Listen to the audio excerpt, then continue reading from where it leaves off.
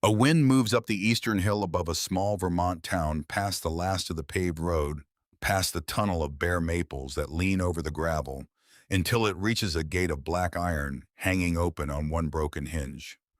Above that gate, 5 stories of dark clapboard rise into a bruised October sky. And above the mansard roof, higher still, a tower of black painted glass reaches nearly 100 feet into the air. On its eastern face, one pane has been wiped clean from inside. A single window, faint yellow light, steady, visible from every street in the valley below. In a kitchen at the base of the hill, a woman in her 70s sets down her coffee cup and puts one hand over her mouth. That light has not been on in 12 years, and somebody in this town knows exactly why. She signed her name on the line the caseworker pointed to and stepped out into a gray October morning with $60 folded inside her sock and no place to be by dark. The clock above the exit door ran 4 minutes fast. She had checked it against the bus schedule taped beside the frame on her second visit, and she had checked it again on every visit after that because small measurements were the only kind of certainty a person in her situation was permitted. 6 placements, 7 bedrooms that never quite belonged to her. A life measured out in exact quantities of what she had and exactly how long it would last. She carried 2 bags. One held clothes. The other held a rolled sleeping bag, 3 paperbacks with cracked spines, and a canvas tool roll soft with handling, darkened at the folds where linseed oil had soaked in over the years.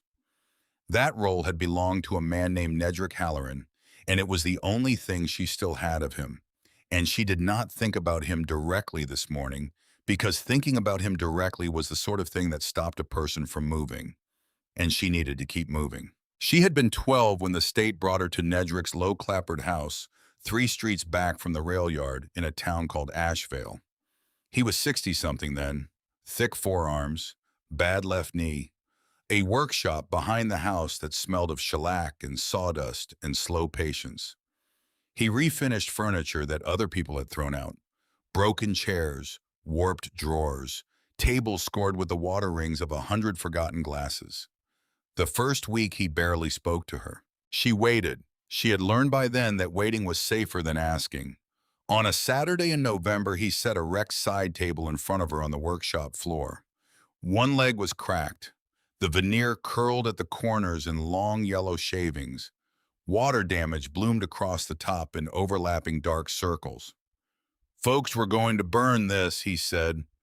Threw it out on the curb by their driveway. You know what's wrong with it? Everything, she said. He almost smiled. She would remember that almost for the rest of her life. Nothing's wrong with it hands can't fix, he said. He handed her a scraper. A thing isn't ruined because it's been left. It's ruined when nobody's willing to do the work. For 2 years, she did the work. She learned to read grain the way other people read a page. She learned to feel with her fingertips where the wood wanted to move and where it would resist. She learned to coax a stuck drawer without splitting it to bring a dead finish back with steel wool and patience and 3 thin coats of oil applied in the direction of the grain and never against it. Nedrick gave her his second best block plane, then his best one, and after a while he stopped calling it his. The workshop was the first room she had ever walked into and felt the room get easier instead of harder. Then one morning he did not come out for breakfast. The paramedics said it was his heart. A different woman with a different folder moved her to a group home across the county line before the funeral was even scheduled. Nobody asked if there was anything she wanted to take from the workshop. She did not ask either because asking led to forms and forms led to nothing. But the night before, Nedrick had left the canvas tool roll on the kitchen table. Beside it, a note in his careful hand, just her name, and one word, keep. So she kept it. 6 years had passed since that morning. She was 18 now, and she had $60, and she had nowhere to be by nightfall, and the tool roll was under her arm as she walked from the county building toward the public library, because the library was warm and did not charge admission. The librarian at the returns desk was a woman named Priscilla Vaughn, who had been working there since before Sable was born and who did not, thank God, ask questions. Sable sat at a table near the radiator and read job listings for 3 days. She had no address to put on an application. She watched the low autumn light shift across the reading room floor, and she memorized the schedule of when the coffee shop across the street put out its stale pastries in the trash, because pride and hunger keep separate ledgers in a person with nowhere to sleep. On the third afternoon, she noticed the corkboard by the reference desk. Between a notice about a quilting circle and a photograph of a missing tabby cat, someone had tacked a single sheet of county letterhead. Public auction. Tax delinquent properties. Braxton County Annex. Thursday, 10 in the morning. Below the heading ran a column of parcel numbers in small type.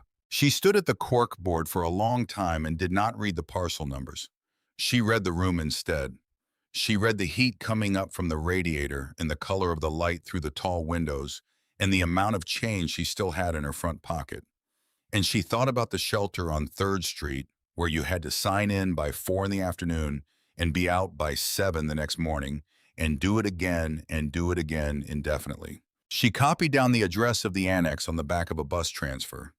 She did not know yet why she meant to go. She only knew that the annex would be warm on a Thursday morning, and that Thursday was the day after tomorrow, and that watching other people's lives change hands was something she had done more than she had ever done anything else. The annex smelled of wet wool and burnt coffee. Folding chairs had been set in rows across a linoleum floor, scuffed by decades of the same folding chairs being set in the same rows. 20 or so people sat scattered through them, most of them men, most of them holding notebooks or nothing at all, with the easy boredom of people who came to these things regularly. 2 wore good wool coats and expensive boots and had the posture of men who had money and were here to make more of it. Sable slid into the back row. The auctioneer worked from a podium at the front. He was a compact man with reading glasses on a lanyard and a voice that had been sanded smooth by 20 years of the same phrases. He moved through the lots in a flat, efficient patter, and hands went up here and there through the room, and numbers moved through the air like weather. A flooded duplex. Sold. A weedy corner lot behind a filling station. Sold. A storefront that had failed 3 times as 3 different restaurants. Sold. Sable watched with her hands folded across the tool roll on her lap. She was not there to buy anything. She was there because the room was warm and the chair was free. Then the auctioneer paused.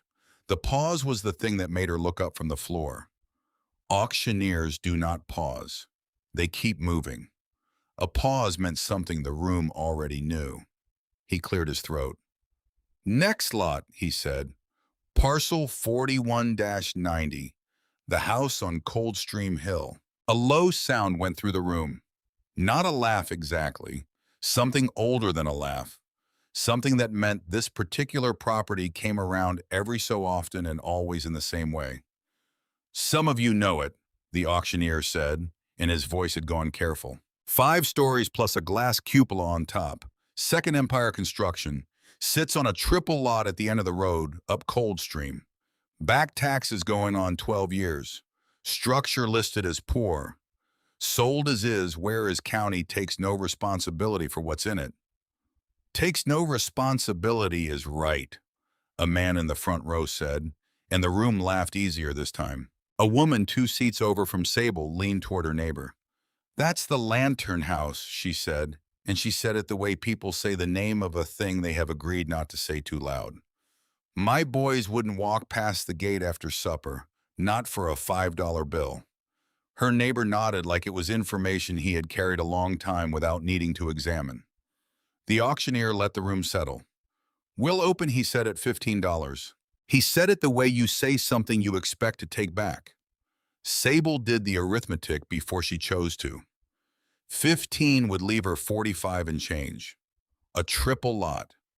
5 stories of walls and floors and a roof that had kept 12 years of weather off whatever was underneath.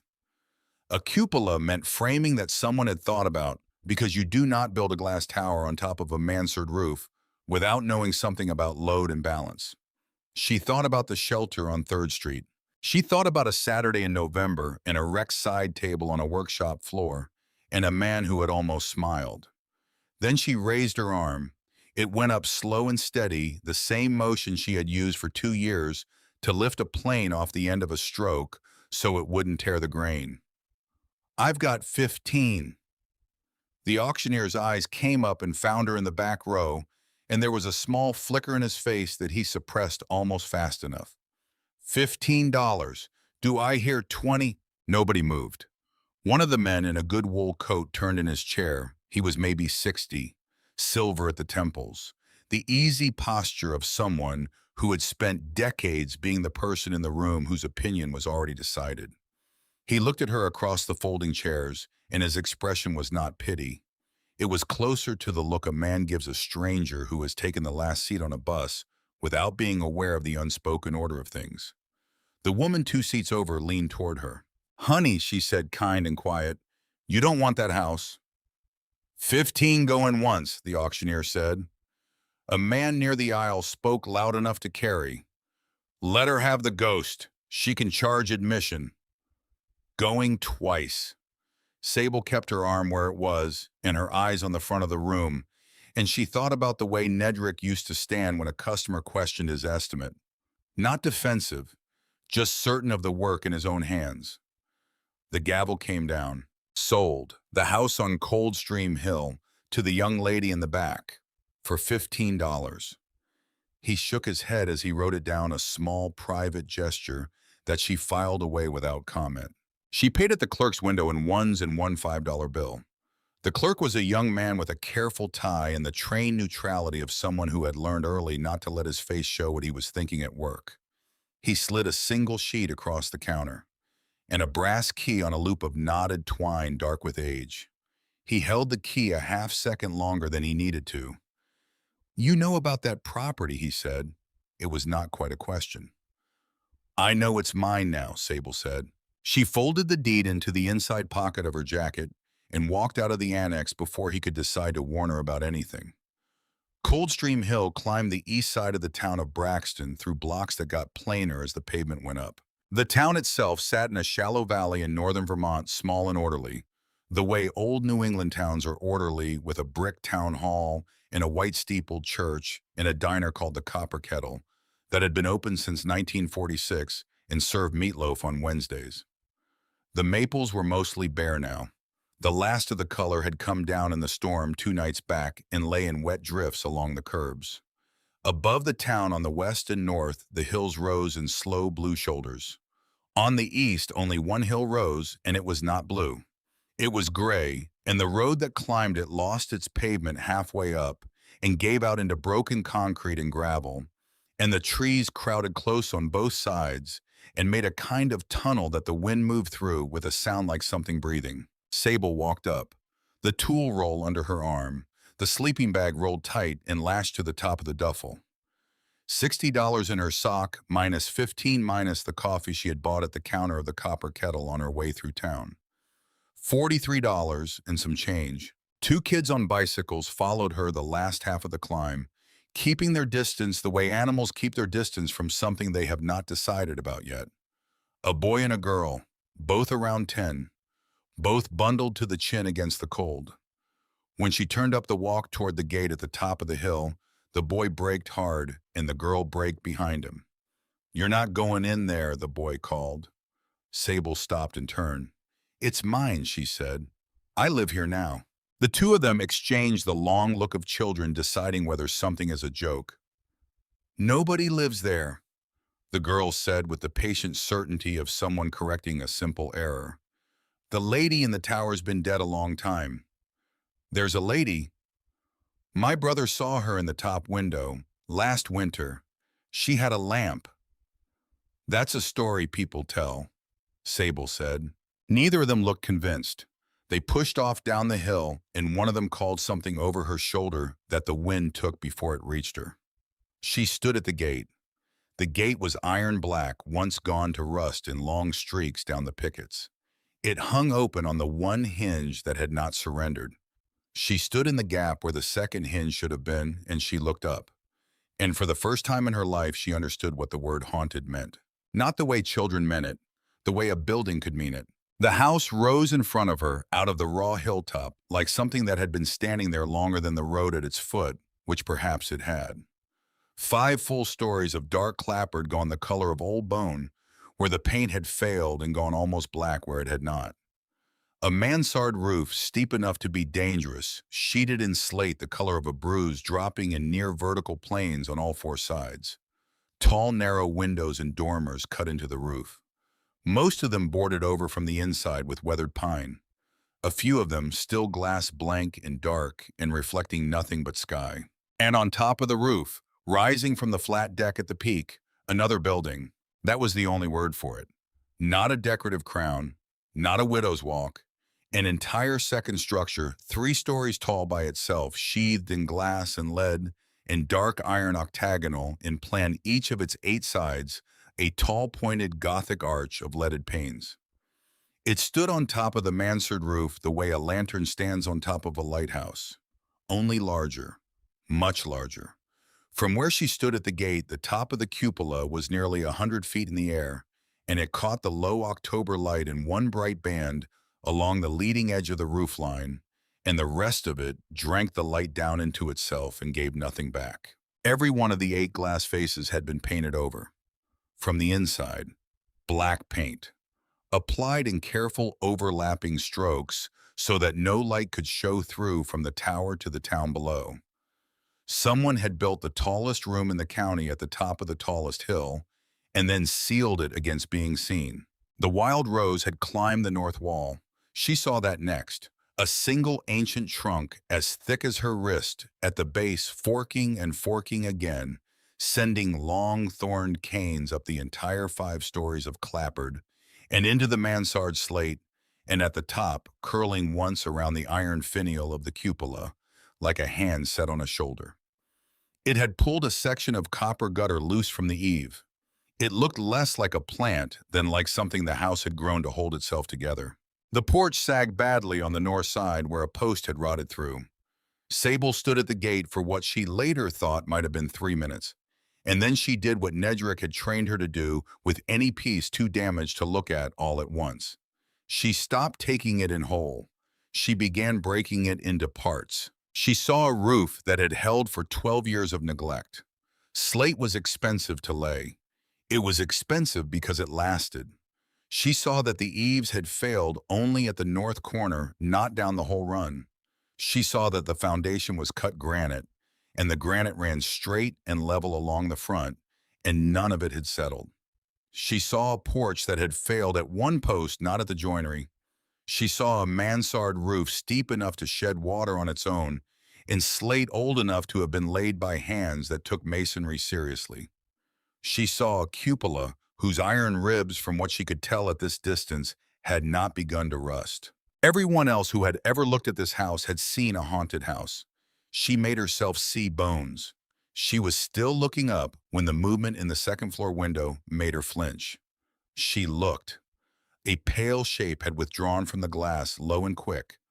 Not a person's shape, a different shape. Her heart had already started before her mind caught up. A cat, black, large, watching her from behind the unboarded pane with the expression of an animal that had been expecting company and was reserving judgment. She let out the breath she had been holding. "All right," she said. She said it to the cat, and she said it to the house, and she said it to herself. "All right." She walked through the gate. The front steps were 4 in number granite, like the foundation, and they held her weight, though the last one had cracked and slid 2 inches out of true. The porch boards flexed under her boots. The key fought the lock for a moment. Something inside the mechanism scraped and then gave, and she felt the tumblers turn and the door swung inward on a long groan into a hallway full of gray light. The smell hit her. Cold ash. Dust. Something faint underneath, both dry and sweet, like old paper that had been kept in a warm room for a long time. She stood on the threshold of the first thing she had ever owned. "Hello," she said. She felt foolish saying it and said it anyway. Nothing answered, but somewhere in the belly of the house, soft on bare boards, she heard the cat moving. She went in. The hall opened out into rooms that had gone to ruin in the slow, patient way empty houses go. Plaster down in sheets, a chandelier webbed in years of dust, a staircase curving up into shadow with a banister she could tell at a touch was solid oak under the grime. She moved through slowly the way Nedrick had taught her to assess a piece before touching it, cataloging damage and worth in the same breath, the habit so deep in her hands that she did not notice she was doing it. The floors were wide plank, sound underneath her boots. The windows that were not boarded were old wavy glass, the kind that was no longer made that bent the light in ways modern glass did not. Whoever had built this house had built it past them. The rooms were larger than the rooms in any house she had ever been in. That was the first wrong thing. The front parlor could have held 40 people. The dining room could have seated 20 at a single long table. The kitchen at the back had been built for a small restaurant with a cast iron range the size of two normal stoves and a scarred butcher block work table 12 feet long and shelves along the walls that had held more plates than any single household would ever own. It was the back hallway that stopped her. A row of iron hooks ran along the wall at waist height. She counted 12 of them. Below that row, another row of hooks had been set at the height of a small child. She counted 12 of those too. Not one family's worth, not one generation's worth. She stood in the back hallway of a house she had bought for $15 and looked at 24 coat hooks and understood that whatever this building had been, it had not been a single family's home. She turned and there was the door frame into what had been the dining room, and the paint on the door frame was scored from the floor to the ceiling with pencil marks. Short horizontal lines, each one with a date, each one with a name written in a different hand. The lowest were a few feet off the floor. The highest were well above her own head.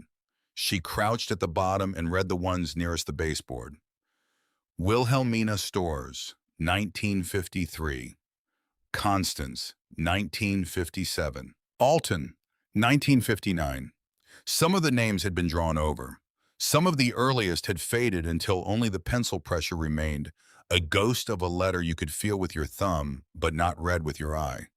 She stood up slowly. Not a family, something else. She was still standing there with her hand flat against the door frame when the cat found her. It appeared in the far doorway as she had known it would. The black tom from the window. Lean one ear notched from an old fight green eyes without fear and without particular warmth. It regarded her the way you would regard someone who had wandered into your house. "Hey," she said quietly. The cat sat down, considered her, then apparently satisfied walked past her and into the kitchen and did not look back. She followed. It led her to the pantry where a scattering of dry cat food had been left in a chip saucer on the floor, gone weeks or months old, and to the mud room off the back where a chipped ceramic bowl still held an inch of stale water. Someone had been feeding this animal. Not recently, but at some point in the last 12 years since the house had gone empty, someone had climbed the hill in secret, refilled these bowls and gone back down again. Sable filled the water bowl at the tap. The pipes coughed and spat and finally ran cold and reasonably clean. She had not eaten since morning and would not eat again until she found something she could afford, but she filled the bowl. "You stay, you eat," she said. "That's the deal." The cat drank, did not thank her, which was the correct response between two creatures who had just met and were still deciding. She named him Soot before dark for the color of him, and because he had curled himself into the cold fireplace in the parlor and gone to sleep in the ash like he had always belonged to it. She slept that first night on the parlor floor. She had not opened the sleeping bag in her duffel in 11 days, and the down inside had gone cold, so she wore her jacket and boots and lay curled on her side with the tool roll under her hand. The cold came up through the boards. The house talked around her all night. The small sounds old houses make when the temperature drops. Ticks, sighs. The long, low groan of settling timber that sounds if you have never lived alone in an empty building, exactly like a footstep on the stair overhead. Twice she woke certain she had heard footsteps. Both times it was Soot on his rounds. Toward morning he came and lay against her spine, a warm weight she had not asked for and did not know how to be grateful for except by not moving. Somewhere in the top of the house far above her, something else moved. A soft, irregular tap. Wood on wood. Once, then again, then a long silence, then once more. She listened. She did not go up. Nedrick's first rule had always been that you do not take a thing apart in the dark. She would look in the light. Morning came up gray and useful through the gaps in the boarded windows. She walked the ground floor with her hands and made a list in her head and started at the top of it one problem at a time, because that was the only honest way to face down an impossible job. Stop the water first, then a door that locked, then light, then warmth. Everything else was finished work, and finished work she could do in her sleep. She went down the hill to spend some of what she had left. She walked past the copper kettle, past the town hall, past a hardware store whose window display had not been changed in a decade, past the last 2 blocks of retail where a check cashing place and a laundromat sat side by side, and out to the edge of the old industrial section where the brick warehouses gave way to gravel lots and salvage yards. On the corner of Mill Street and Rood, a low tin-roof building stood behind a yard full of clawfoot tubs and stacked lumber and salvage doors, leaning 3 deep against a chain-link fence. The hand-lettered sign over the door said, Prewitt Salvage and Hardware Odd Lots and Fair Deals. A bell over the door rang when she pushed it open. The shop smelled of cut pine and old iron and slow coal smoke from a stove in the back. A woman was behind the counter, 60 or so broad-shouldered, reading glasses shoved up into gray hair that had escaped from the pins holding it. She was writing in a ledger with a pen so worn the barrel was silver where her thumb wrote it. She looked up. Help you find something. I need a hasp and a padlock, Sable said. A tarp big enough for a roof patch. Lamp oil if you carry it. And whatever roofing cement comes cheapest. The woman set her pen down. That's a specific list, she said, for someone I've never seen. You working a job somewhere. On my own place. Whereat Sable had learned by then that the truth costs less than a lie in the long run. The Lantern House, she said. I bought it yesterday at the county auction. The shop went quiet in a way that had nothing to do with sound. The woman took the reading glasses off her head and set them on the counter. She looked at Sable over the top of the ledger for a long moment, and then she let out a breath that was half a laugh and half something older than a laugh, something that had been sitting on her chest a long time. Lord, she said, somebody finally did. She came out from behind the counter. She was shorter than she had looked seated, square and slow-moving in the way of a woman who did lift her own stock and had done so for 30 years. She put out a hand. Ottilie Prewitt, she said. I own this pile. Sable Thorncroft. Ottilie looked her over without apology, took in the duffel and the sleeping bag lashed to it, the boots that had walked a long way, the canvas tool roll tucked under her arm. She did not ask any of the questions a worse person would have asked. Come on, she said. Let's get your roof closed. She loaded the cart herself. Sable noticed the prices she wrote down were not the prices on the tags. A kerosene lantern she called a loaner. A coil of good hemp rope she called scrap. When Sable started to object, Ottilie waved her off with a hand as square as a paperback book. You're keeping the rain off the Lantern House, she said. That makes you a customer for life. You can owe me. Don't argue with a woman older than your grandmother. They carried it out to the cart in the yard together. Sable felt the specific quiet the town went into when they walked past 2 men loading a truck. The men had watched her come in. They watched her go out. She recognized the quality of their attention. It was not the quality of curiosity. It was the quality of a place remembering something it had agreed not to think about. What's the story on it? She said when the cart was loaded and Ottilie was catching her breath against the fender. Everybody acts like I bought a grave. Ottilie folded her arms. Depends who you ask, she said. Ask the county. It's a tax write-off they couldn't give away. Ask the kids in this town it's the widow's lantern, and there's a dead woman walks the tower at night with a lamp. She paused, looked up the hill past the church steeple, past the low roofs. Ask me, I'll tell you the truth of it, but not standing here in the cold. You come back when you're dry, and I'll feed you and tell you some of it. Not all. There's more to that hill than I know myself. She reached into the pocket of her canvas apron, handed Sable a paper sack that turned out to hold half a meatloaf sandwich wrapped in wax paper and an apple. Eat while you work, Ottilie said. You're all elbows. Sable climbed the hill again with more than she had come down with, and with something tight in her throat that she did not have a name for and did not try to give one. She patched the roof that afternoon on the section over the back bedroom, where a coin of sky had shone through the ceiling and rain had been finding its way in for years. It was ugly cold work, balanced on the steep slate slope with a tarp snapping in the wind and roofing cement stiffening on the trowel and her fingers going numb inside her gloves. But when she came back down and stood in the yard and looked up at what she had done, the gap of sky was closed. The house was for the first time in 12 years dry. Soot watched from the kitchen window. He did not appear to be impressed, but he did not appear to be unimpressed either, which was probably the highest form of praise he offered. She did not hear the truck until the door of it closed. It was already at her gate, a large, clean white pickup that had never hauled anything heavier than a set of golf clubs. And the man coming up her walk wore a wool coat, camel-colored, and boots that had never seen a job site. Silver at the temples. 60 or so. The easy posture of someone who had spent decades being the person in the room whose opinion was already decided. She recognized him. He was the man who had turned in his chair at the auction. That's a lot of work for one person, he said. He stopped at the bottom of the porch steps and looked up at the tarp on the roof. Neat job. Fast. Sable set the trowel down on the porch rail. Did not answer. Rutherford Kesselring, he said. He did not offer to come up onto the porch.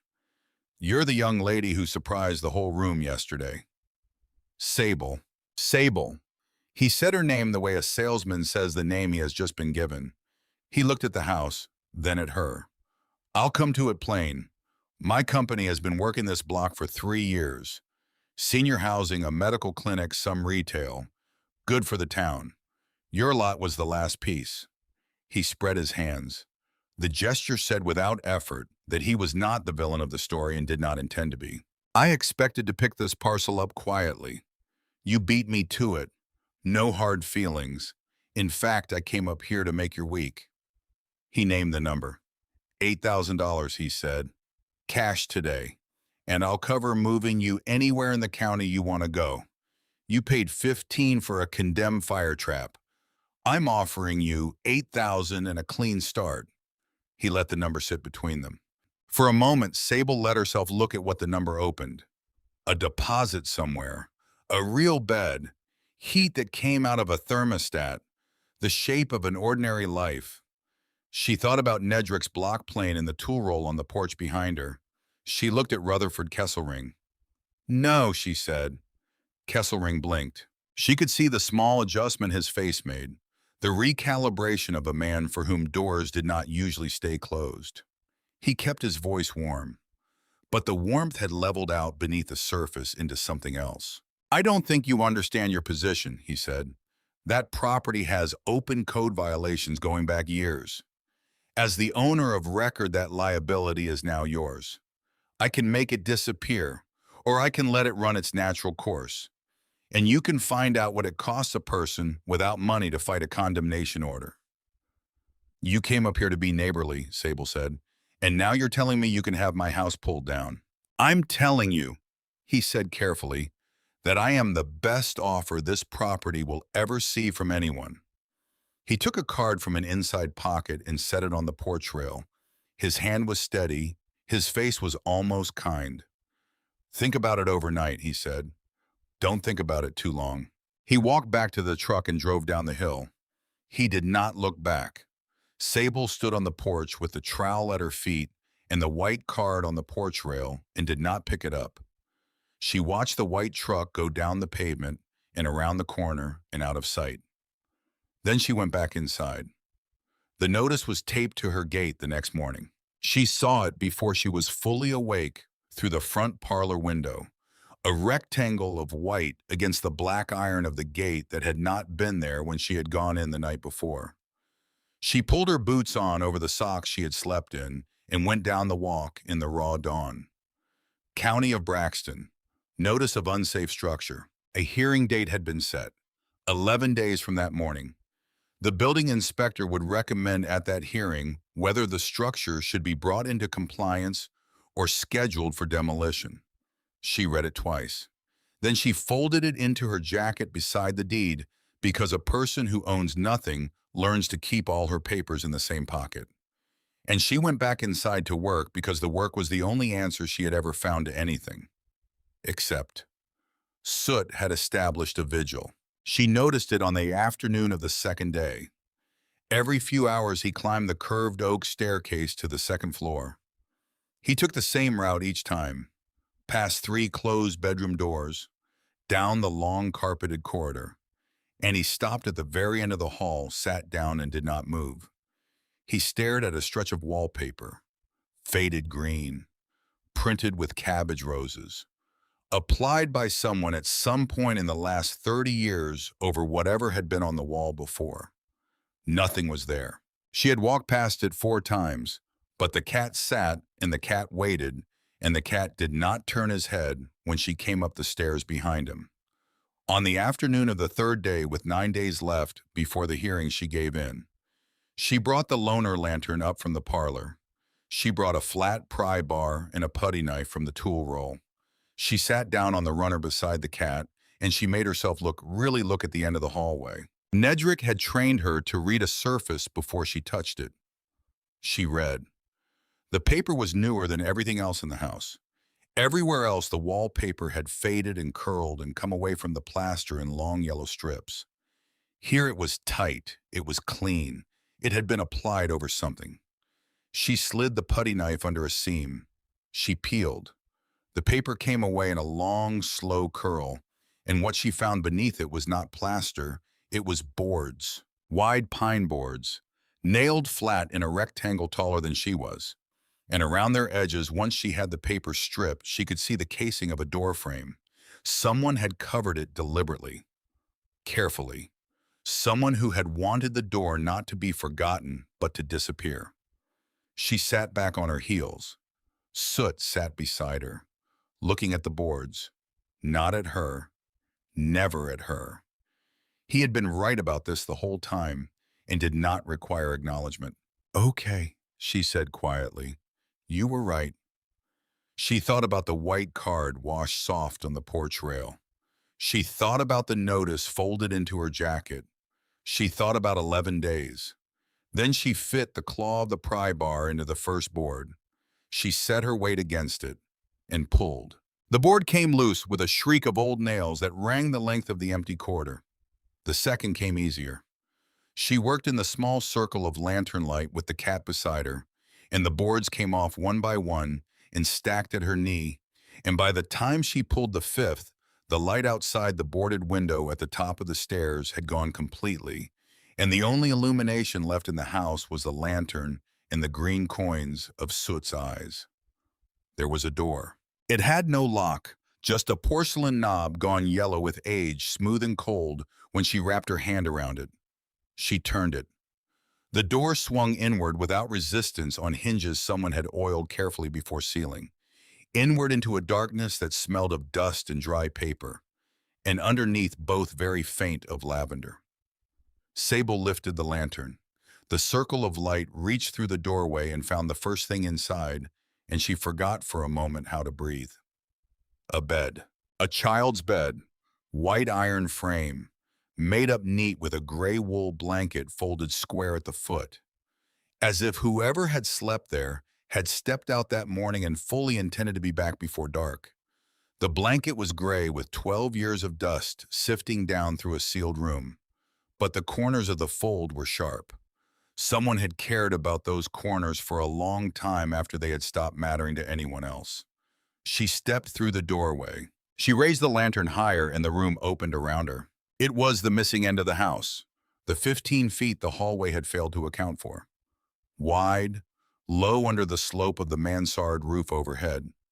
And at the far corner, the wall bulged outward in a curve she had not been expecting, an octagonal alcove that was the base of the great glass cupola standing above her head. A tall pointed window there, arched at the top in the Gothic style, painted over in the same careful overlapping black she had seen from the outside. Someone had not wanted this room to be seen up here.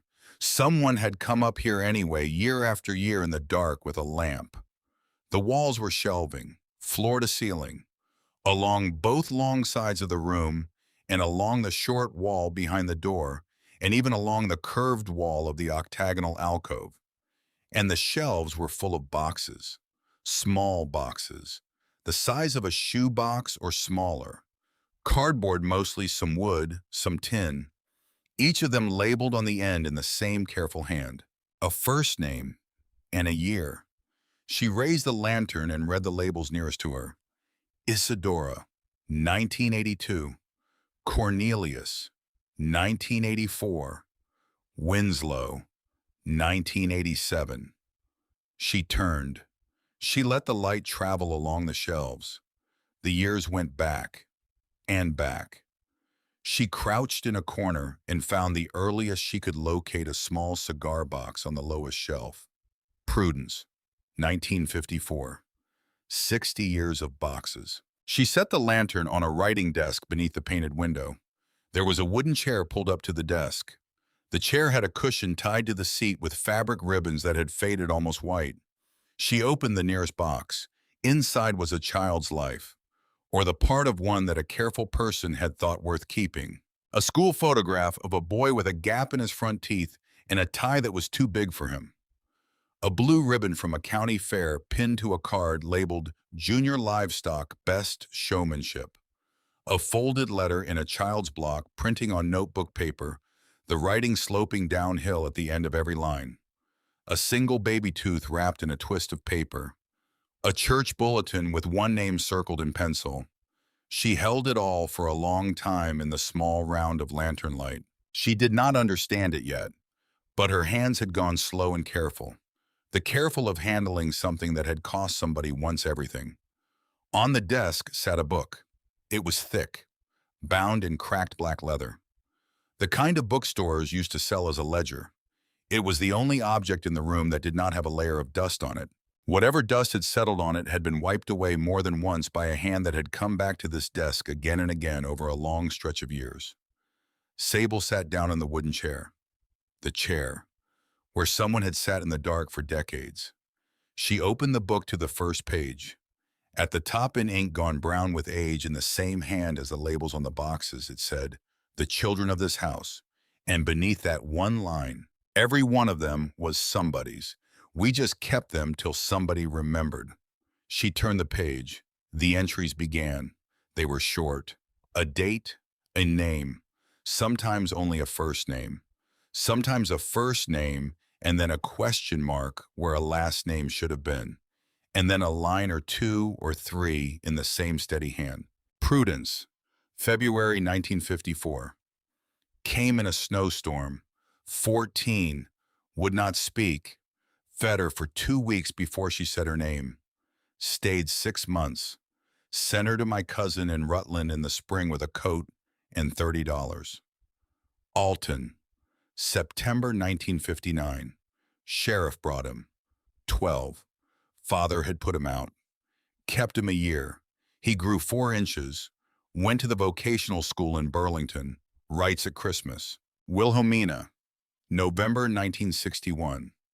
Left on the porch. 7 years old. Note pinned to her coat said, "Please, just for a while." Kept her 9 years. Sable turned pages. 60 years. Decade on decade. Page after page. The same woman's voice in ink getting shakier as the entries climbed. Girls who arrived frightened and left with a plan. Boys the county had run out of patience for. Children left at the door in the night with notes pinned to them that said the only thing there was left to say. Please, just for a while. She read until the lantern guttered and she had to trim the wick. And then she kept reading. Some entries were 3 lines. Some were a single sentence that held a whole life inside it. A girl who arrived with a baby of her own and no wedding band, and who left 8 weeks later with a job at the paper mill, and a woman 2 houses down who watched the baby while she worked.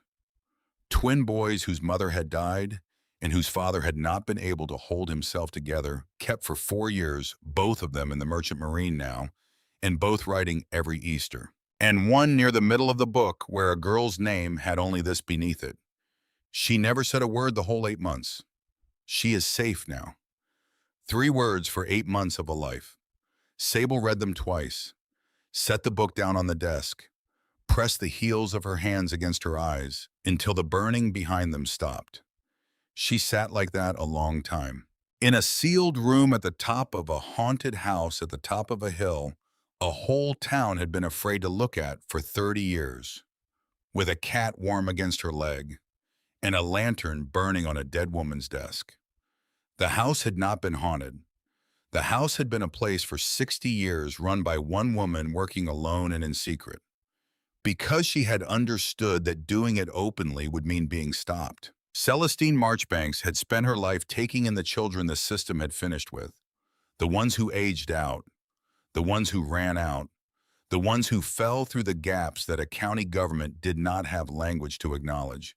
She had kept them, fed them, sent them on, and kept a record of every one because someone ought to keep a record. And when she had gotten too old to take in anyone else, she had not built a monument to herself. She had gathered every trace of every child, every keepsake left behind, every note she had written about where they had gone. She had sealed the whole of it into a room at the end of the hallway, and she had painted the tower window black, and she had dyed with the door hidden behind cabbage roses, so that no one who came after her could open it easily. No one careless, no one wrong.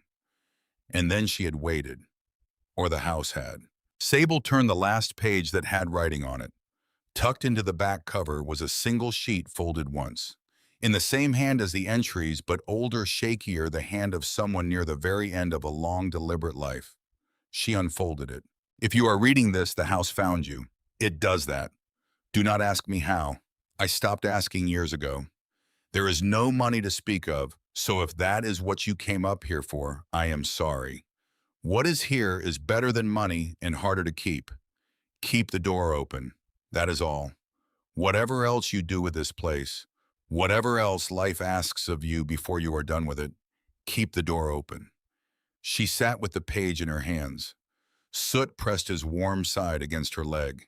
For the first time since she was 12 years old, since a Saturday in November, and a wrecked side table on a workshop floor, and a man who had almost smiled, she had walked into a room and had the room get easier around her. She had paid $15 for a house the whole town said was cursed.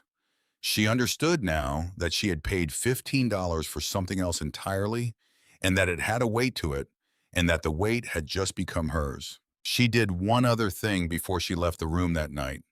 She found a soft rag at the bottom of the tool roll and she worked it in slow circles across the inside of the painted window. The black paint came off in gray flakes onto the cloth. She worked until the glass was clear or nearly clear and the town below showed through it in its small scattered lights. Distant, ordinary, entirely unaware of what had just been found above it. It was the first time in 12 years that any light from this room could reach the street below. She did not know yet that someone would see it. She only knew it felt wrong to keep the window covered any longer. But there was another thing she had not looked at yet. She turned in the chair. In the corner of the room opposite the door she had come through, there was another door. Narrower. She had not seen it at first because the shelving covered the wall on either side of it, and the shelving was crowded and the door itself was inset flush into the panelwork. It had a latch, not a knob, a wrought iron latch, the kind you find on the doors that lead to attic staircases. She stood. Soot stood too. He walked ahead of her to the door and sat down in front of it. Then he looked up at her with the same expression he had worn in front of the cabbage roses. I have been trying to tell you something. She lifted the latch. The door swung inward. Behind it was a stair. Not the wide oak staircase of the main house. A narrow spiral. Wrought iron treads. Cast in a foundry 100 years before.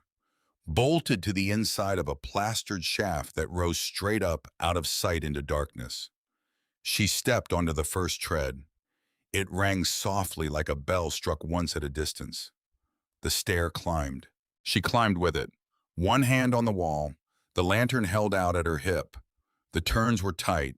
12 treads, then a landing. 12 more treads, then another landing. Then the last flight, and at the top of it, a trap door and a plaster ceiling painted black on the underside. She set her shoulder against it and pushed. It gave. She climbed out into the belly of the great glass cupola.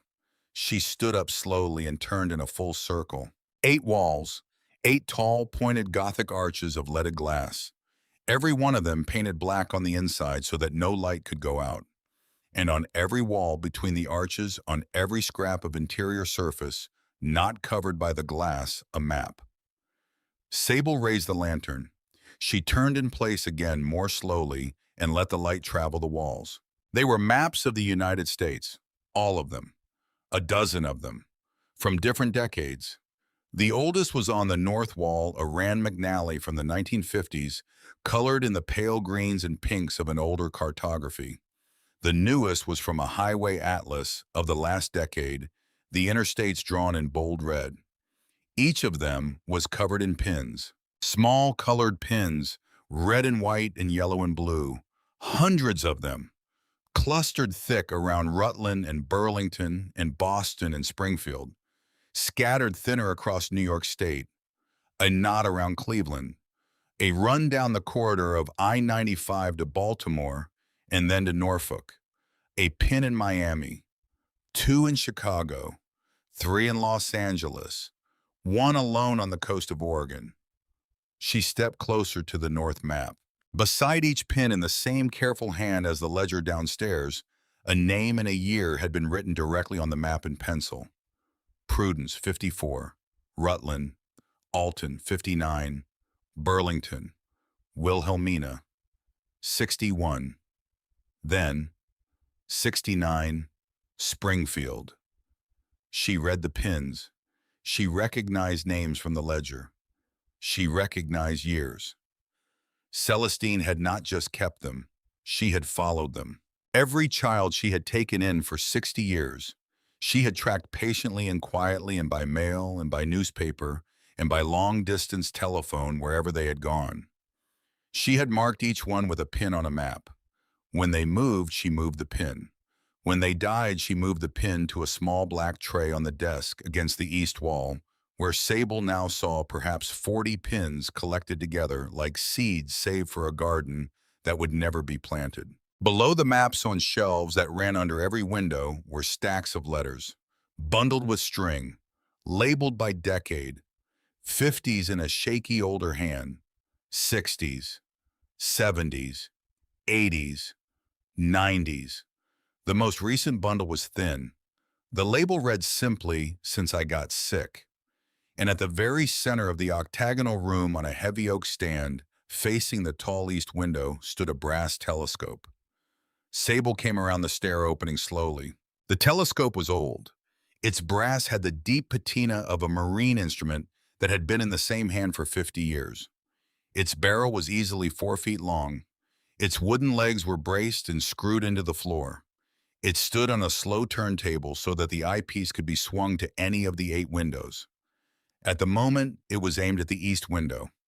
Sable set the lantern down carefully. She bent to the eyepiece. She adjusted the focus. The town of Braxton swam into view. Small and precise and closed, the individual lit windows of houses she could have named. And centered in the field of view exactly was the depot at the end of the rail yard. The last train through Braxton had run in 1992. The tracks were still there. The depot was still there, boarded and empty. But the northbound freight had once 40 years running dropped off passengers who could not afford a station stop somewhere better at the edge of the yard in the dark just before it pulled out again. Celestine had watched every night for 60 years. She had come up the iron stair with a lamp, and she had turned the telescope to the east window, which was aimed at the depot, and she had watched for the shape of a child who had just been let off a freight car with nowhere to go. and when she had seen one, she had gone down the hill. That was what the widow's lantern had been. Not a ghost, not madness. A woman standing watch at the top of a hill for 60 years with a black painted window and a brass telescope because she had understood that any child stepping off that train in the dark could not be seen by the town and could be seen only by a person willing to stay up in the tower and look. Sable straightened. She turned in place again, and this time she looked at the walls not as maps, but as memory. Above the north map, tacked to a beam, a single postcard. Norfolk, Virginia, dated 1971, in a young man's careful printing. I made it, ma'am. I remembered every word you said. On the west wall, a photograph faded now of a girl standing on the deck of a shrimp boat off the Gulf. On the back, in Celestine's hand, was written, Deborah, 68, safe as I ever prayed she'd be. On the east wall above the telescope, 3 ribbons from the Rutland County Fair. All grand prize, different years, different names on the tags. Every one of them had been a child of this house. Sable stood in the middle of the room with the lantern at her feet and the whole quiet accounting of a life around her. And she understood that she had not yet even begun to understand what Celestine Marchbanks had done, up here alone in the dark for 60 years. And she also understood that she was standing in the room that the entire town of Braxton had believed for a generation was haunted. The paint on the windows was not a curse. The paint on the windows was so that no one ever would notice a woman with a lamp standing watch over a rail depot in the middle of the night. Because a woman with a lamp standing watch over a rail depot in the middle of the night in the year 1960, and again in 70, and again in 80, and again in 1990 would have been a woman who had things to explain to the county. And a woman who had things to explain to the county would not have been able to keep the door open. Celestine had done every part of this alone, every part of it. Sable sat down on the top step of the iron stair. Soot climbed into her lap. She held him and looked at the maps, and she read the pins, and she began to cry without knowing exactly what she was crying for, only that some proportion of it was for a woman she had never met, and some was for herself, and some was for whatever child in Cleveland or Los Angeles or on the coast of Oregon still did not know that a woman had kept a pin on a map with her name beside it for the rest of her life. She did not go back down to the parlor that night. She slept on the wooden chair with her head on the ledger and soot in her arms. And the lantern burned low, and the light from the cleared window at the base of the tower reached down the hill to the town. She did not know yet who was watching. She would know soon.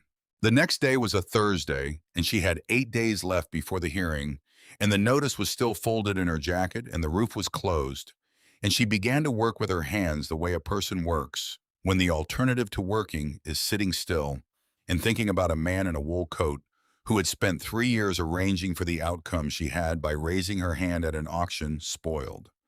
She pulled the notice out. She smoothed it on the kitchen table. 23 items in the flat, bureaucratic language of a county that did not care whether the language landed. Failing porch structure, compromised roof section, ungrounded electrical, no certificate of occupancy, plumbing not to current code, rot in floor joists at the southeast corner, chimney flue unsafe, on and on. She read it the way she had learned to read a damage assessment on a piece of furniture. Cosmetic, structural, cosmetic, structural. The roof she had already patched. She had photographed the patch before she came down off the ladder. She would photograph it every day until the hearing so that anyone with eyes could see the tarp had held.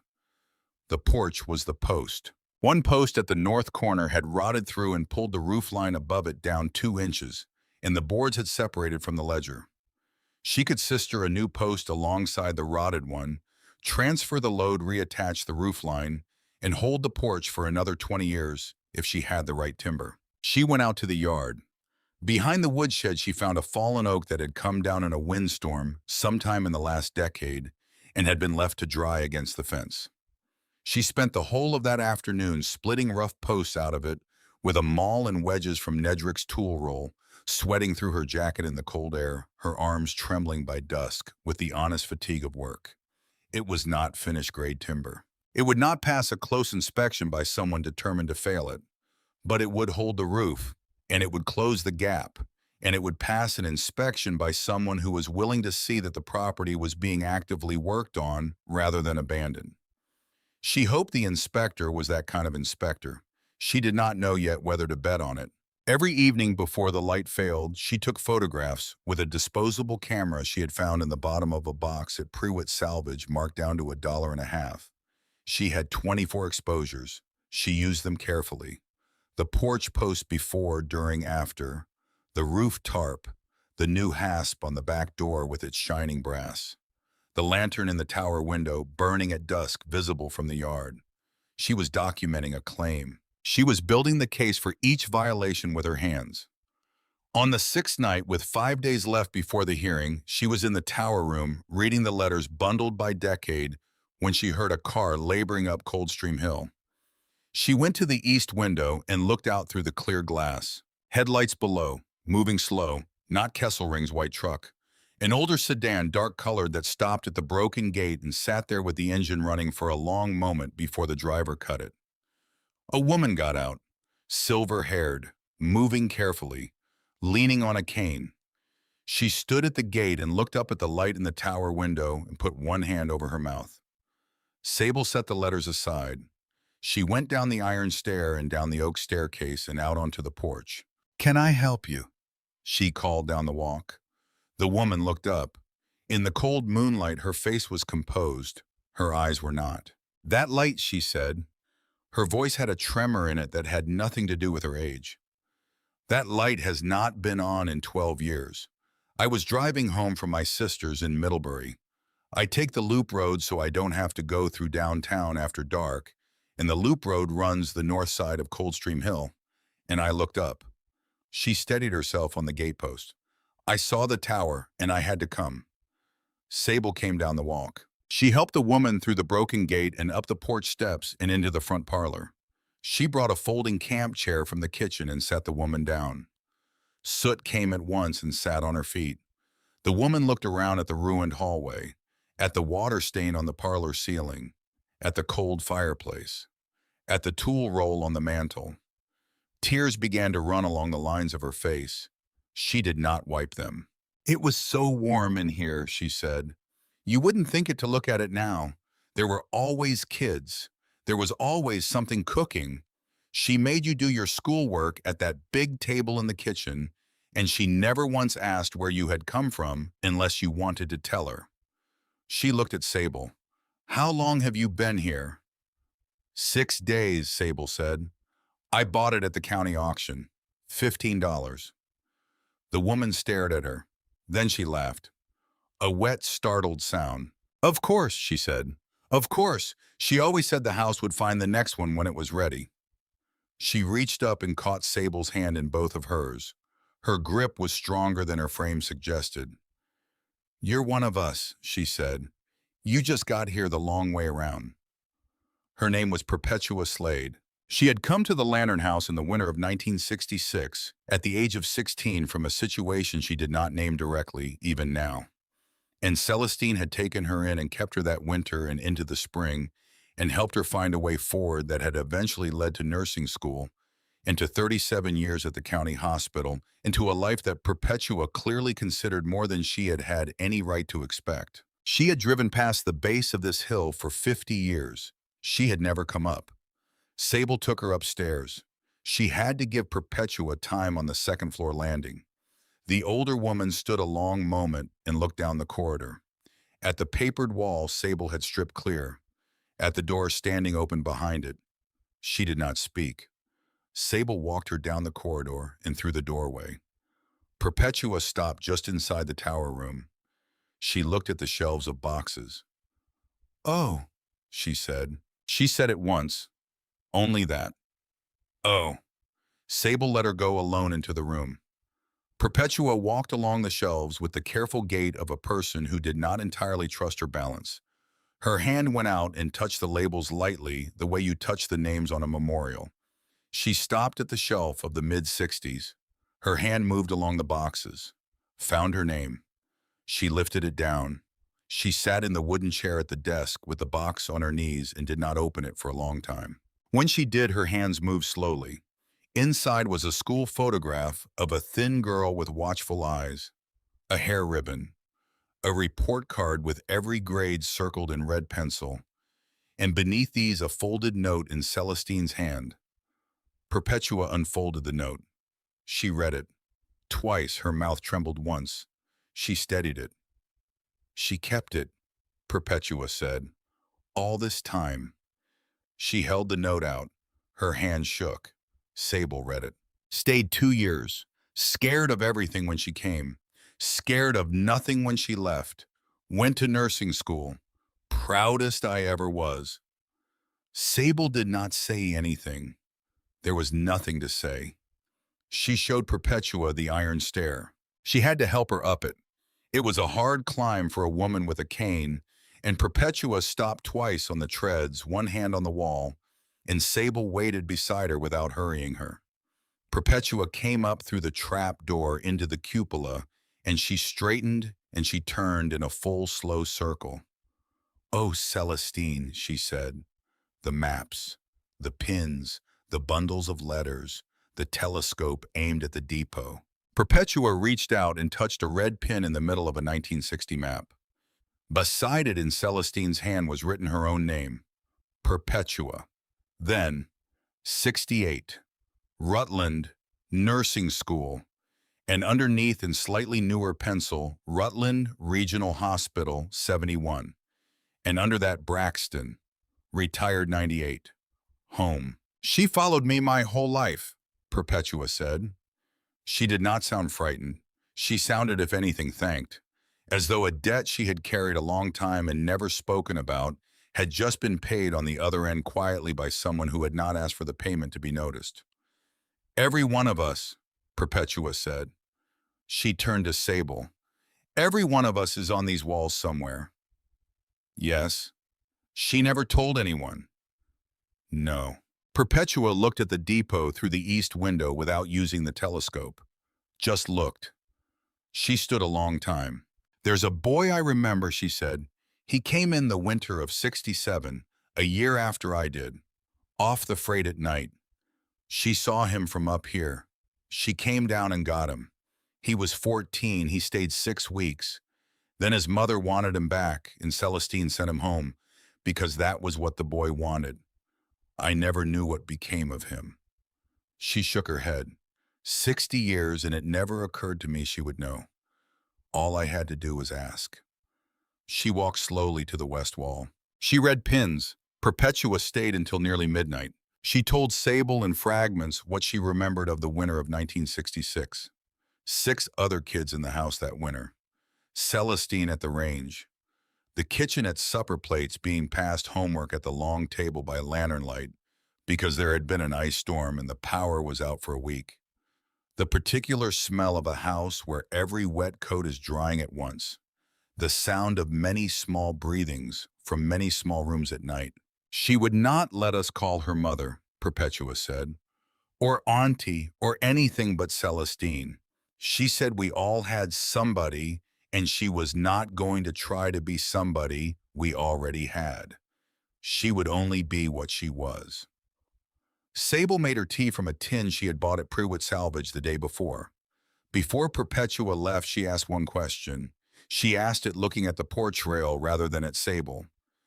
"Have you told anyone," she said, "about the room, about the ledger?" "No." "You should be careful who you tell," Perpetua said. "Not because it isn't good. It is. It is the best thing this town has ever done." She turned and looked at Sable directly. "But there are people who would rather it stay a ghost story. It is easier to be afraid of a house than to be ashamed of one." She patted Sable's hand once. "You are keeping the door open," she said. "You have my number now. You are not alone up here. Don't forget it."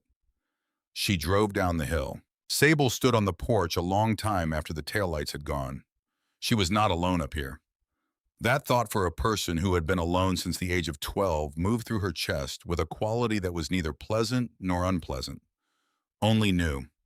She went back inside. She went upstairs. She sat at the desk in the tower room. She began to read the ledger again from the beginning, And this time she read it not the way you read to understand a thing, but the way you read when you understand the names on the page belong to people. People who were out there somewhere, scattered across the decades in the country, who did not know this room existed and did not know their name was on a shelf in a box with something of theirs inside it. On the back of an old envelope, she began a list. Names and last known places, as many as she could pull from the entries and the pins in the room above. She was 3 pages into the list when she found the entry that stopped her. It was longer than most. It began in the winter of 1963. A girl named Wynette Hollifield, 17, had come to the door in January, 8 months along, sent quietly by a pastor 2 counties over who had known where to send the ones with nowhere to go. She had stayed the winter and into the spring. Celestine had helped her through the last month. She had the baby in the back bedroom in early May with the help of an old doctor from Rutland who had been driving this road for years and had never once sent a bill. Sable read the last 2 lines of the entry and then read them again. Her people came for her at the end of May, and she went back to them and eventually married and never spoke of the year in between. Her boy grew up right here in this town. He never knew where his first breath was drawn. He builds things now. Half the east side has his name on it. She sat very still. She thought about a man in a good wool coat standing at the bottom of her porch steps, with a practiced smile and a number ready in his mouth.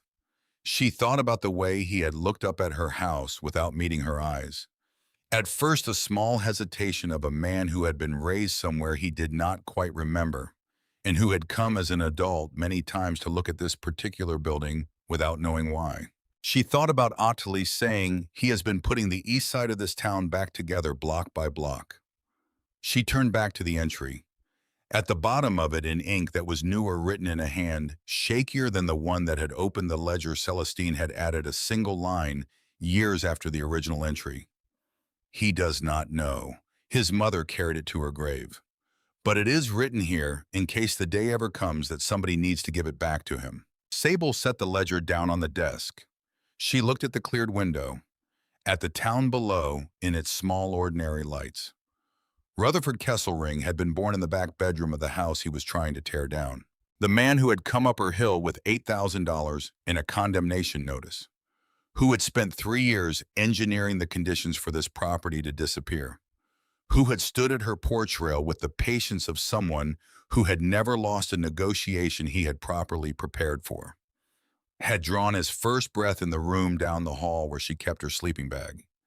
He did not know. His mother had carried it to her grave, and the only proof of it left in the world was sitting on this desk in Sable's 2 hands. She held the ledger for a long time. Soot pressed against her knee and did not move. The thing she was holding was a weapon. She understood that without anyone having to tell her. A man who had built his professional life on a version of himself that had nothing to do with an unmarked year in a frightened girl's past, who had a reputation in a company and a set of relationships with county administration that depended in part on a story he told about where he came from and how far he had come to get here. That man could be stopped cold by what she was holding. Not threatened with it, just shown it. Just given to understand that she knew and that other people might come to know. She could walk into the county hearing with this page and it would be over in 60 seconds. She thought about that. She thought about it while the fire in the parlor died down to embers and Soot curled tighter into himself and the wind outside the tower window rose and fell and rose again. She had been the thing someone else used for leverage before. Not in the same way, but the shape of it was familiar. The feeling of being a variable in someone else's calculation, of having your situation made the instrument of their outcome. She had spent 18 years being managed by people who held some resource she needed and who were willing to deploy it to get the behavior they wanted from her. She did not want to do that to another person, even this one. Even a man who had 3 days ago told her plainly what he could do to her house if she did not sell. She thought about Nedrick in the way he had refused always to shame a customer with a scraper mark or a poorly cut mortise because a customer had come to him already ashamed, and a good tradesman did not add to that shame. He fixed it. He handed it back. She looked at the entry in Celestine's hand. It is written here in case the day ever comes that somebody needs to give it back to him. Not use it then. Not leverage it. Give it back. She did not decide. Not yet. It was too big to decide in the tower with only Soot to talk to. She would carry it for 2 days. She would look at it from every angle. She would let herself feel the pull of using it and the pull of not using it, and she would not choose until she had to.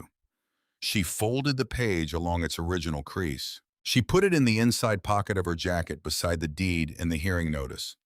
Then she stood and she trimmed the lantern one more time, and she went to the top of the iron stair.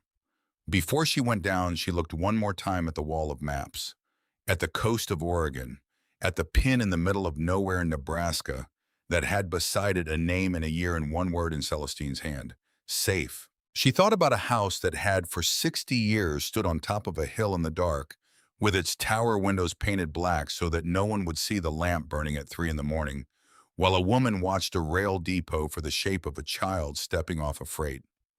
She thought about the price that woman had paid to keep the door open by herself, and the price she would not, if Sable had anything to do with it, keep on paying now from the grave. Down in the house below her, she heard something. She stopped on the stair. Footsteps, not the settling of a beam, not soot on the boards, deliberate footsteps. On the front porch. The porch boards flexed under weight twice, then stopped. She held very still. The footsteps moved again, around the side of the house toward the north porch where the rotted post was. They stopped again. She heard a long, slow scrape. Whoever it was walking the perimeter of her house in the dark. Nedrick's second rule had always been that you did not go outside at night to see who was there.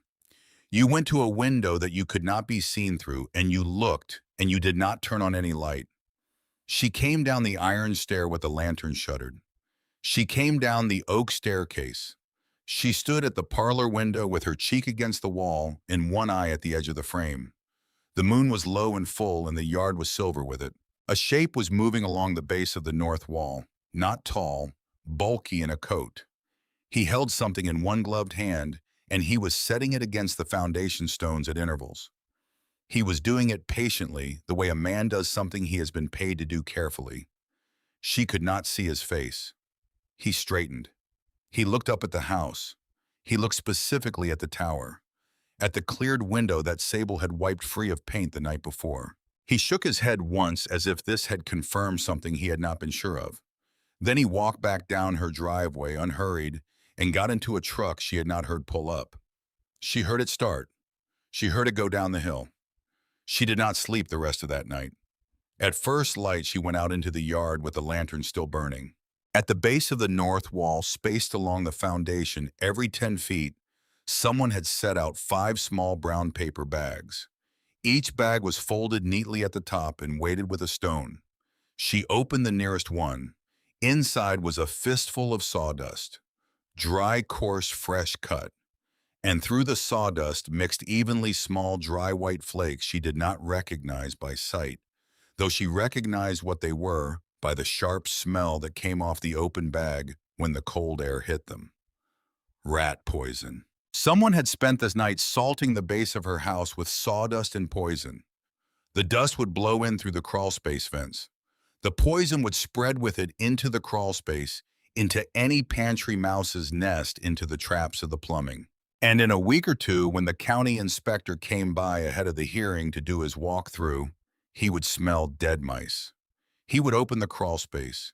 He would find something in there that would let him check off 6 or 7 of the 23 violations on his own report as unfit for occupancy, uninhabitable, hazardous. Sable stood in the yard with an open bag of poison sawdust in her hand and understood 2 things at once. She understood that Rutherford Kesselring was not going to wait for the hearing, and she understood that she had in the pocket of her jacket the one thing on earth that would stop him. She was going to have to decide sooner than she had thought. The wind came up the hill through the bare maples and moved the dry rose canes against the north wall with a sound like brushing. Soot came out onto the porch and sat and looked at her. She closed the bag. She turned and looked up at the tower. The cleared window at the base of the cupola caught the first light of the sun as it came over the ridge. It caught the light and it held it, steady, visible from the road below. The widow's lantern had come back on, and someone in the town last night had answered it. And she understood, standing in the yard with her hands cold around the folded bag, what the tapping had been that first night. Wood on wood high above her in the dark. It had been a loose shutter behind one of the leaded panes in the cupola, blown open by the wind through a gap in the pane edge, tapping steadily against the frame, the way it had probably tapped every windy night for 12 years, with nobody left in the house to hear it, and nobody left in the town willing to look up. She carried the 5 bags down to the woodshed in an empty feed sack. She sealed the feed sack with baling wire and hung it from a nail high on the shed wall where soot could not reach it. Then she went back inside and she washed her hands twice with lye soap at the kitchen sink, and she washed them a third time because a person who has handled poison learns young to be certain about it. She sat down at the long butcher block table with the tool roll beside her and the folded page from Celestine's ledger in her front pocket, and she made herself think. Kesselring had sent a man. He had not come himself. He had sent someone in a truck at 3 in the morning to salt her foundation with poison sawdust, so that in a week when the inspector came, the crawl space would stink of death, and the house would fail its walk-through on a violation she could not clean up in time. That was not the play of a man who intended to lose at the hearing. That was the play of a man who had already decided to win and who was moving pieces on a board Sable had not yet been able to see the whole of. She sat with the coffee going cold in front of her. She could still, if she wanted, walk into Rutherford Kesselring's office by 4 in the afternoon and set the ledger page on his desk. She could tell him plainly. She could ask him to call his man off. She could ask him to withdraw from the hearing. She could ask him for whatever she wanted, and he would give it to her, because a man like that did not lose control of a room he had built his adult life around. It was there, in her jacket. All she had to do was hand it to him. She thought about it for a long time. Then she stood up and she put the ledger page back where it was, and she went out to the porch and she pulled on her coat and she started down Coldstream Hill toward the town. She was not going to do it that way. Not because it would not work, because it would. She had spent 18 years being the thing somebody else used to get what they wanted. She had watched caseworkers hold placements over her head. She had watched foster mothers hold beds over her head. She had watched a group home director hold a bus schedule over her head. She had learned in her body what it felt like to be leverage in someone else's hand. And she was not going to hand that same knife to the man in the wool coat, even if he had earned it, because there was a difference between using a thing to stop a bad man and using a thing to stop him. And Sable Thorncroft did not yet know how to hold that difference in her hand cleanly, and she was not going to test it out on a stranger. She was going to fight Rutherford Kesselring at the hearing. She was going to fight him with the roof she had patched, and the porch post she had cut from a fallen oak in her own yard, and the photographs on the disposable camera she had bought for $1.50, and the ledger if it came to it, but only the part of the ledger about the children of this house, not the part about the man who had been one. The private page, the page that was his and only his. She would carry that down to him afterward. If he lost the hearing, if he still had ears to hear it with when it was over. She walked down the hill. She stopped at Prewitt Salvage. Ottilie was in the back office with a wood stove already hot and a fresh pot of coffee.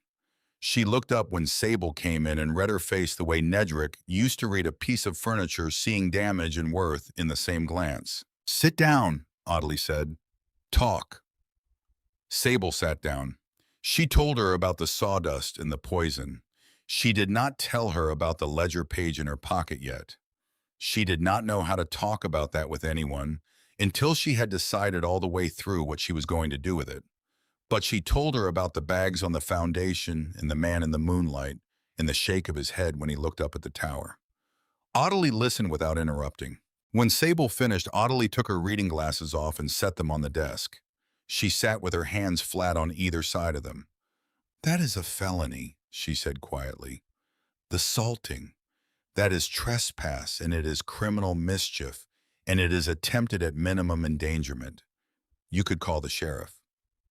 "I could. You are not going to." "No.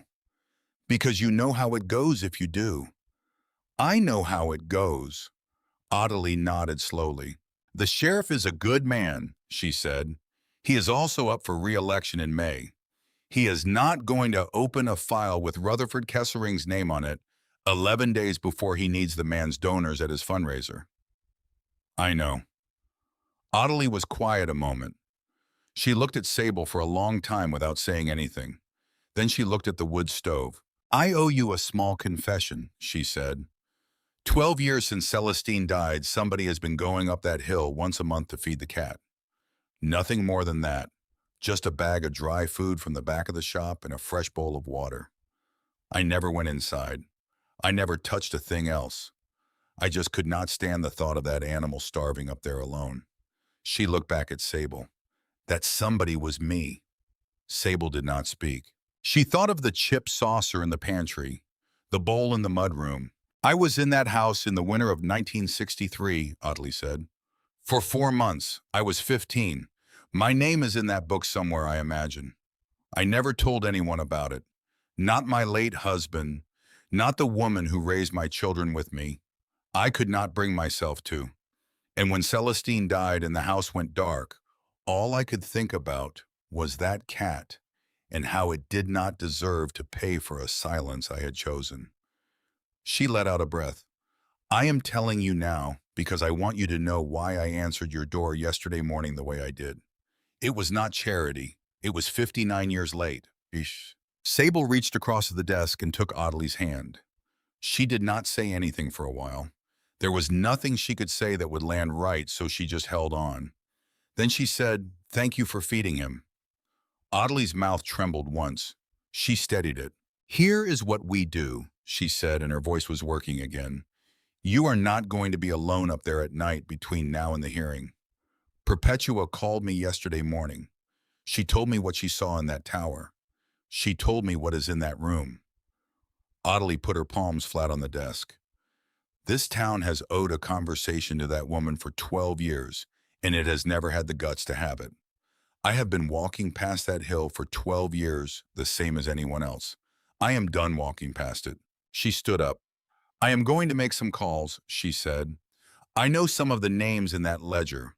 Perpetua knows more.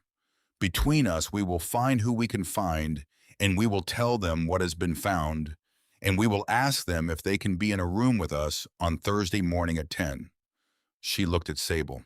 "And I am coming up at the hill tonight with a shotgun and a thermos and a folding chair. I am going to sit on your porch.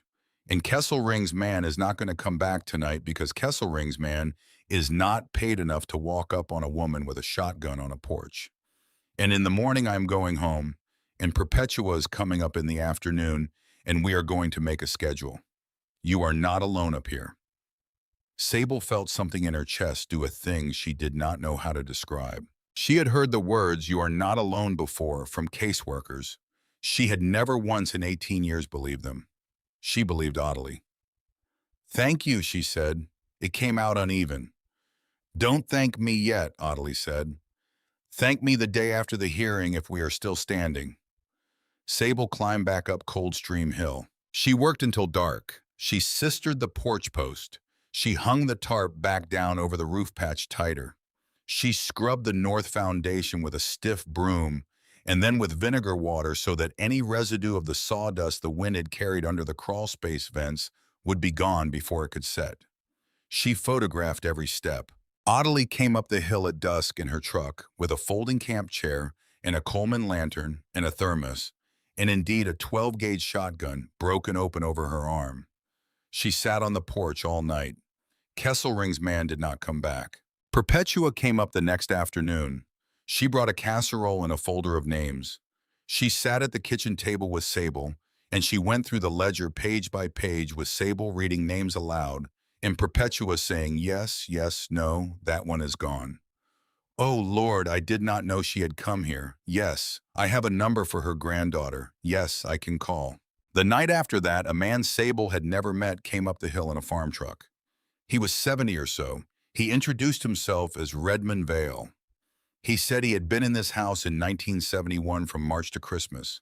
He said Audley had called him. He said he was here to sit on the porch through the night and Sable did not need to talk to him if she did not want to. He had brought a book. He would be fine. He sat on the porch until dawn with a paperback and a flashlight. At dawn, he waved to Sable through the kitchen window on his way to his truck and did not say a word. The next night, it was a woman named Maribel Coyne who had been here in the winter of 1979. The night after that, two brothers Sable did not catch the names of who had been in the house in 1968. Every night a different person. Every night someone who did not need Sable to be grateful, who did not need to be introduced, who came because Audley had called or Perpetua had called, or a phone tree Sable knew nothing about was moving quietly through the county. For 7 nights, the porch of the Lantern House had somebody on it. Kesselring's man did not come back. Sable worked in the day. She read the ledger at night. She did not tell any of the people who came up the hill about the page in her jacket. She could not yet. She thought about it. Every night, she sat in the tower room with the lantern low and stood on her knee, and she took the page out and she read it and she folded it and she put it back. It was going to be the hardest thing she had ever done either way. The night before the hearing, the new copper section she had sweated into the plumbing let go. She had been afraid of it. She had known it might. She was not a plumber, and she had done the work with a borrowed torch and fittings from Prewitt's discount bin. And she had known the whole time that one hard freeze on a bad joint would put her back to zero. The freeze came down at 2 in the morning. She woke at 3 to the sound of water running somewhere below her. She went down to the cellar with the lantern, and there were 3 inches of standing water on the stone floor, and the broken joint was dripping steadily overhead. And for 2 full minutes she sat down on the cellar steps in her boots in the cold water, and she let herself feel all the way through her body exactly as alone as the situation warranted. Then she heard the front door open. She heard boots on the kitchen floor above her, and Audley's voice calling her name down the cellar stairs, and behind that voice a man's voice, and behind that voice a woman's voice, and then a fourth voice she did not know. Somebody had seen her lights on at 3 in the morning. Somebody had called somebody else. By 6 in the morning, there were 5 people in her cellar with a shop heater and a torch and a length of new copper pipe. Perpetua at the top of the cellar stairs with a thermos of soup. A retired railroad man named Farrell Bosworth, who had been in the house in 1971 and who worked a wrench in a low crawl space with a way of moving that came from 30 years of doing exactly that on a train. His son-in-law who had brought the torch. Redmond back a second time holding the light steady. Audley running upstairs and down again. By 8 in the morning, the joint was sweated and wrapped and holding, and the cellar had been mopped, and Sable was standing in the kitchen in dry socks with a cup of soup in her hand and a plate of donuts on the counter that she did not know who had brought. Audley set a hand on her shoulder.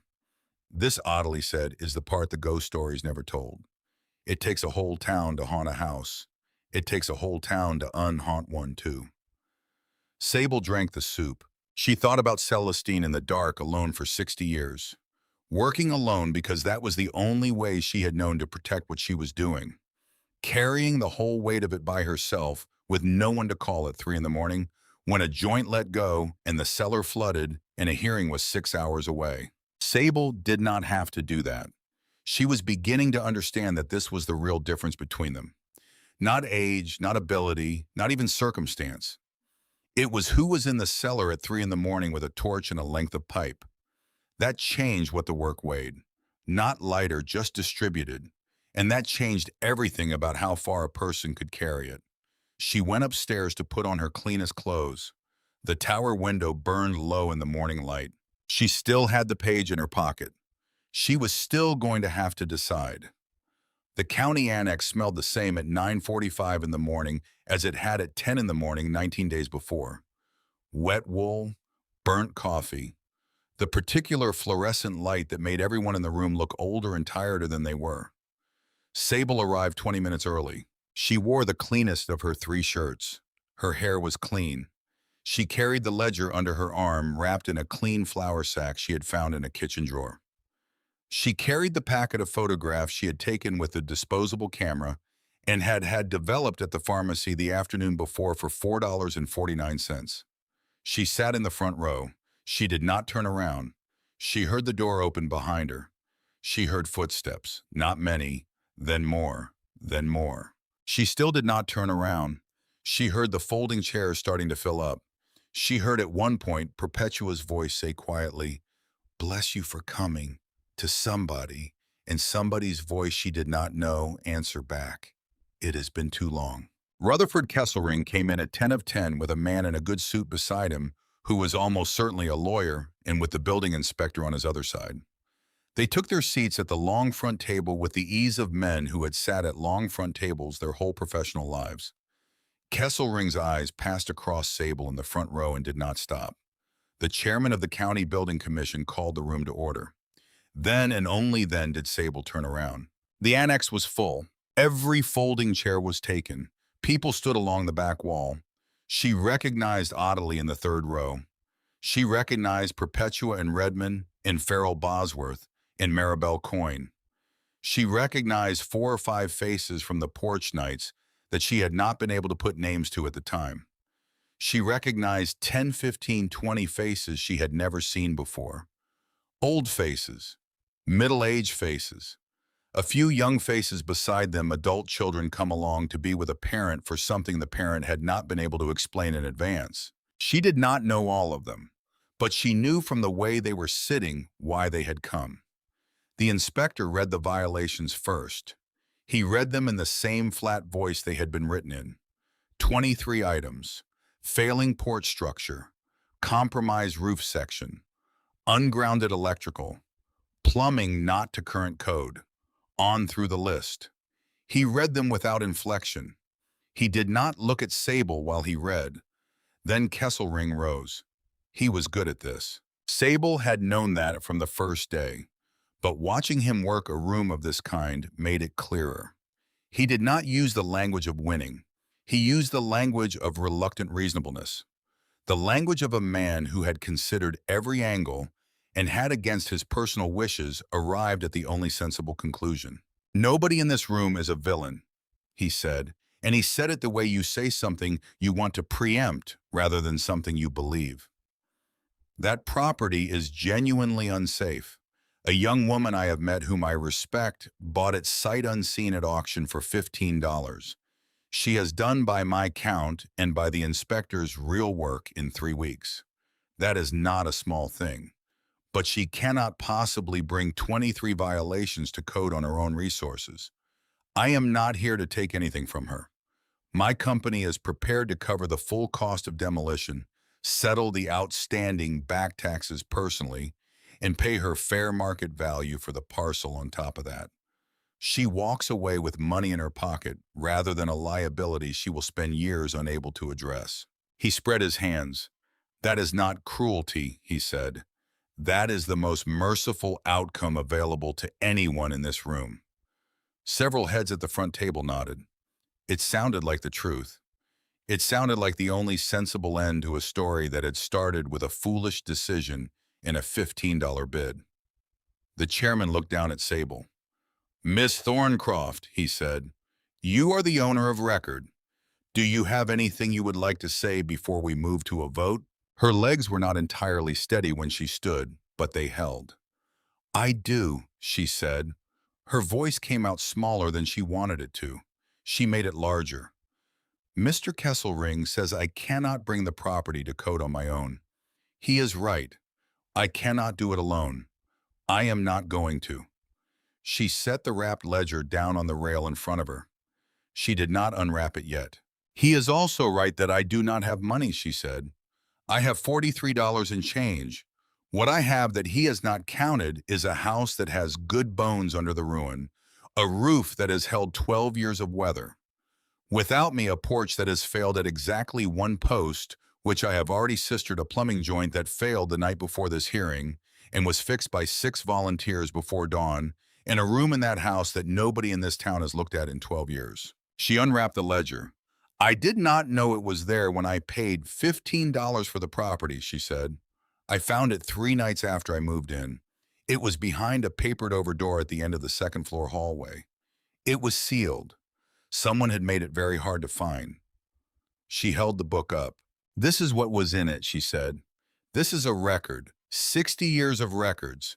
kept by Celestine Marchbanks, who lived in that house for 63 years and who died 12 years ago, and whom this town called the widow with the lantern.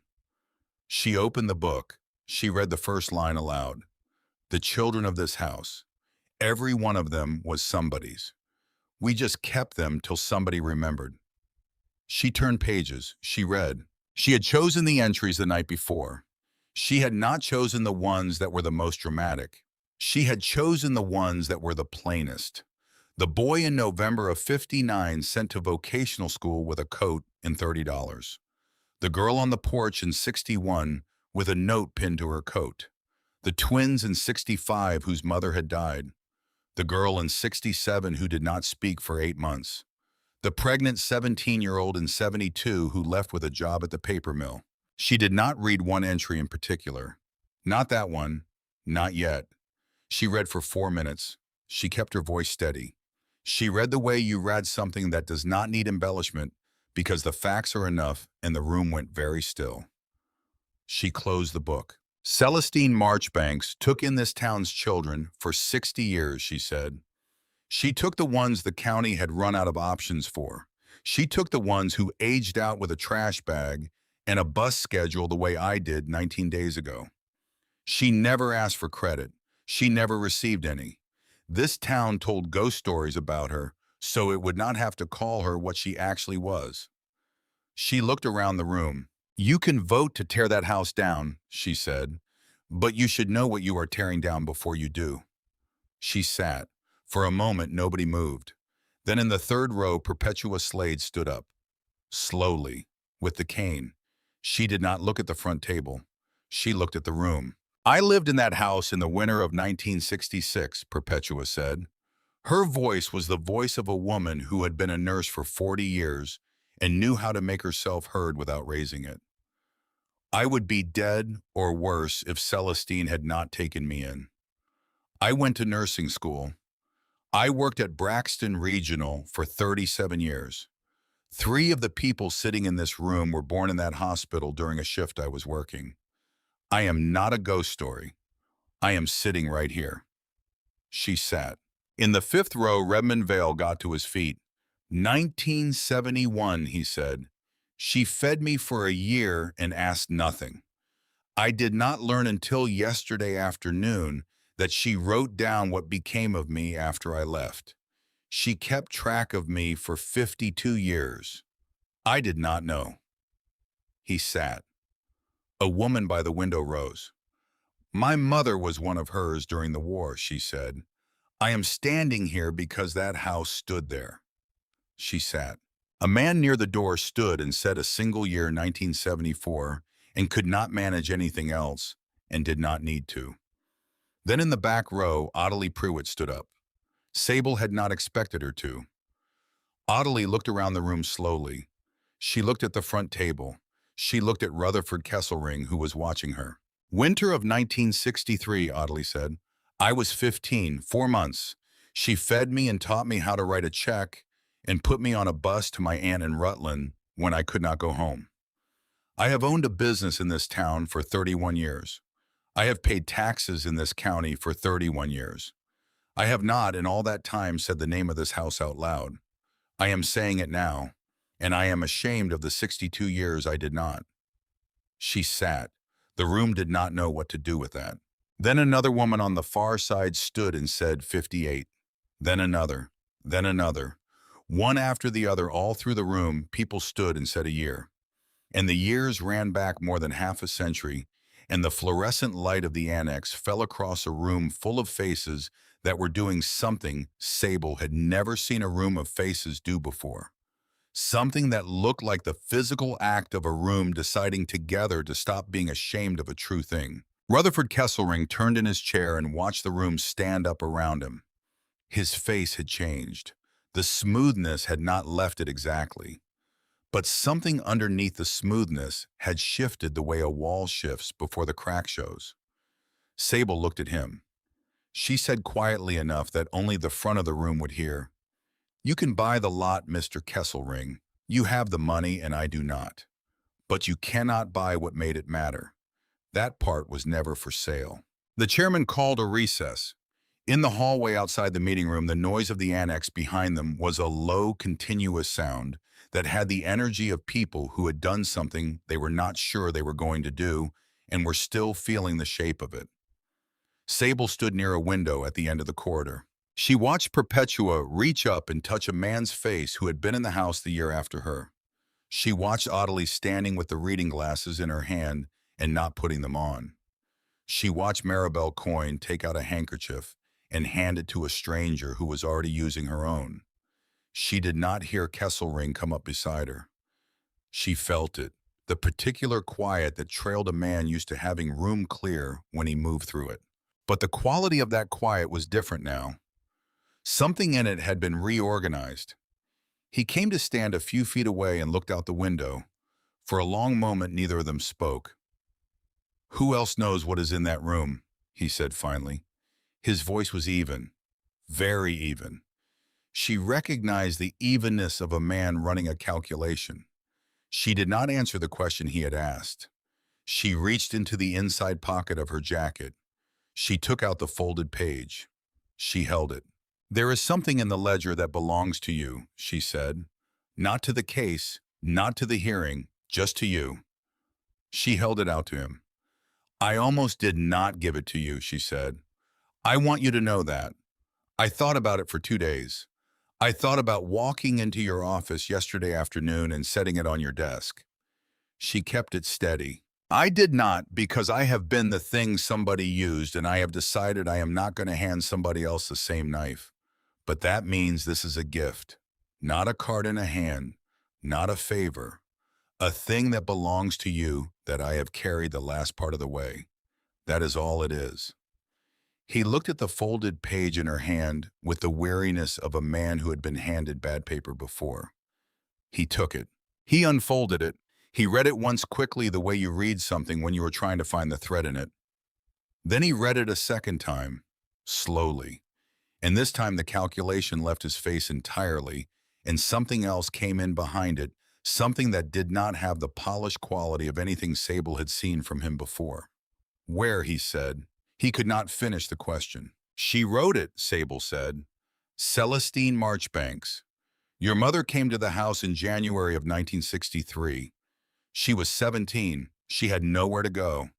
A pastor 2 counties over sent her because that pastor knew where you sent the ones who had nowhere else.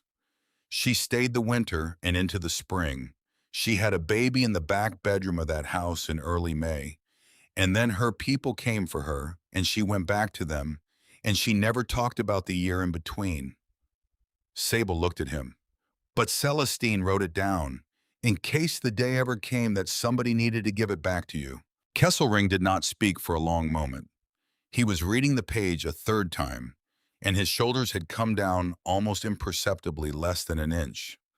The physical release of a posture held too long by a man who had not known until now that he was holding it. "There was a year," he said finally. His voice had changed, entirely gone to something rougher and less managed than anything Sable had ever heard from him. "My whole life. My mother had a year she would not talk about, before she met my father. If you asked her about that time, she would find a reason to leave the room." He stopped. "I thought," he said, "I thought it was something she was ashamed of, something that had happened to her. I thought I was building things all these years because building things was a way to make a name that did not have a gap in the middle of it, a name that made up for whatever the gap was." "Something did happen to her," Sable said. "Somebody took her in. Somebody sat up nights with her the last month so that she was not alone. Somebody sent for a doctor from Rutland who never charged for the drive. Somebody gave her back to her people in May with the baby healthy, and she went home and lived a life. In the house you came here to tear down." Kesselring pressed the back of his hand against his mouth for a moment. He looked down at the page. He folded it carefully along its original crease. The slow, respectful fold of a man handling something he understood he would keep for the rest of his life. "You could have used this," he said. "An hour ago I was trying to take your house out from under you. You could have handed me this in a room like this and walked out of here owning me for the rest of your life." "I know. Why didn't you?" Sable did not answer for a moment. She chose the answer that was hers. Because I have been the thing somebody used, she said, and I know what it does to a person, and I would not do it to a stranger, even a stranger who was going to poison my foundation. She said the last with no heat. Kesselring's face did not change. He did not deny it. I want to know, she said. Was it you? Kesselring did not look away. No, he said. I did not send him, but I know who did. He is a subcontractor on my firm. He heard from somebody in my office that I wanted the parcel to clear. He decided on his own to help me. He will not be on any subcontract of mine after tomorrow morning. That is on me. I did not draw the line clearly enough with the people who work for me, and a man took it as permission. I am going to give you his name before I leave this room today. I am going to give it to the sheriff myself on Monday morning. You do with it what you want. Thank you, Sable said. He was quiet for another long moment. Then he said, tell me what you want it to be, not what it was, what you want to build in that house. The answer came easier than she expected. A place, she said, for the ones who age out with nowhere. Kids who turn 18 and get handed a trash bag and a bus schedule and a list of shelters with too few beds. There is nothing in this county for them. I know because 19 days ago I was one. She looked at him. Celestine did this alone because she had no choice. I do have a choice. I want to do it with the lights on. Kesselring nodded slowly, the nod of a man who had spent his life reading blueprints and had just been handed one he could finally make sense of. Then that is what we will build, he said. They went back into the room. Kesselring asked to speak before the vote. The chairman looked at him with the expression of a man who was not certain what was about to happen in his proceeding. Kesselring stood. He did not look like the man who had opened the hearing. Something had been reorganized behind his face quietly and without announcement, and the result was a man who was taking up slightly less of the room than he had before. Not through diminishment, through a different kind of presence. The presence of someone who had set something heavy down and was standing differently for having done it. I am withdrawing my company's interest in the property, he said. He said it simply, without the warm, persuasive architecture of his earlier remarks. My firm will not be pursuing acquisition of this parcel. I would furthermore like to request that the commission grant the current owner a reasonable timeline to bring the property to code. A year. What she has already done in 3 weeks is documented in her photographs, which I have not seen, but which the inspector has, and it is real work. Give her the year. He looked at the inspector. I will personally cover the outstanding back taxes on the property, not as a purchase, not as an investment, as a debt I did not know I owed until this morning. He sat down. The room was quiet. The vote was not close. The inspector, looking at his paperwork and then at the packet of photographs the chairman had passed along the table during the recess, said, given the documented repairs and the withdrawal of the acquisition interest, I am prepared to revise my recommendation to a conditional compliance timeline rather than immediate demolition. The commission voted 5-1 for the year. The house on Coldstream Hill would stand. She thought that was the end. She was wrong. 3 days later, a man named Barnaby Wexler filed a separate action. Wexler was the county building safety inspector for the Northeast District. Not the man who had spoken at the hearing. That had been the town inspector. Wexler outranked him.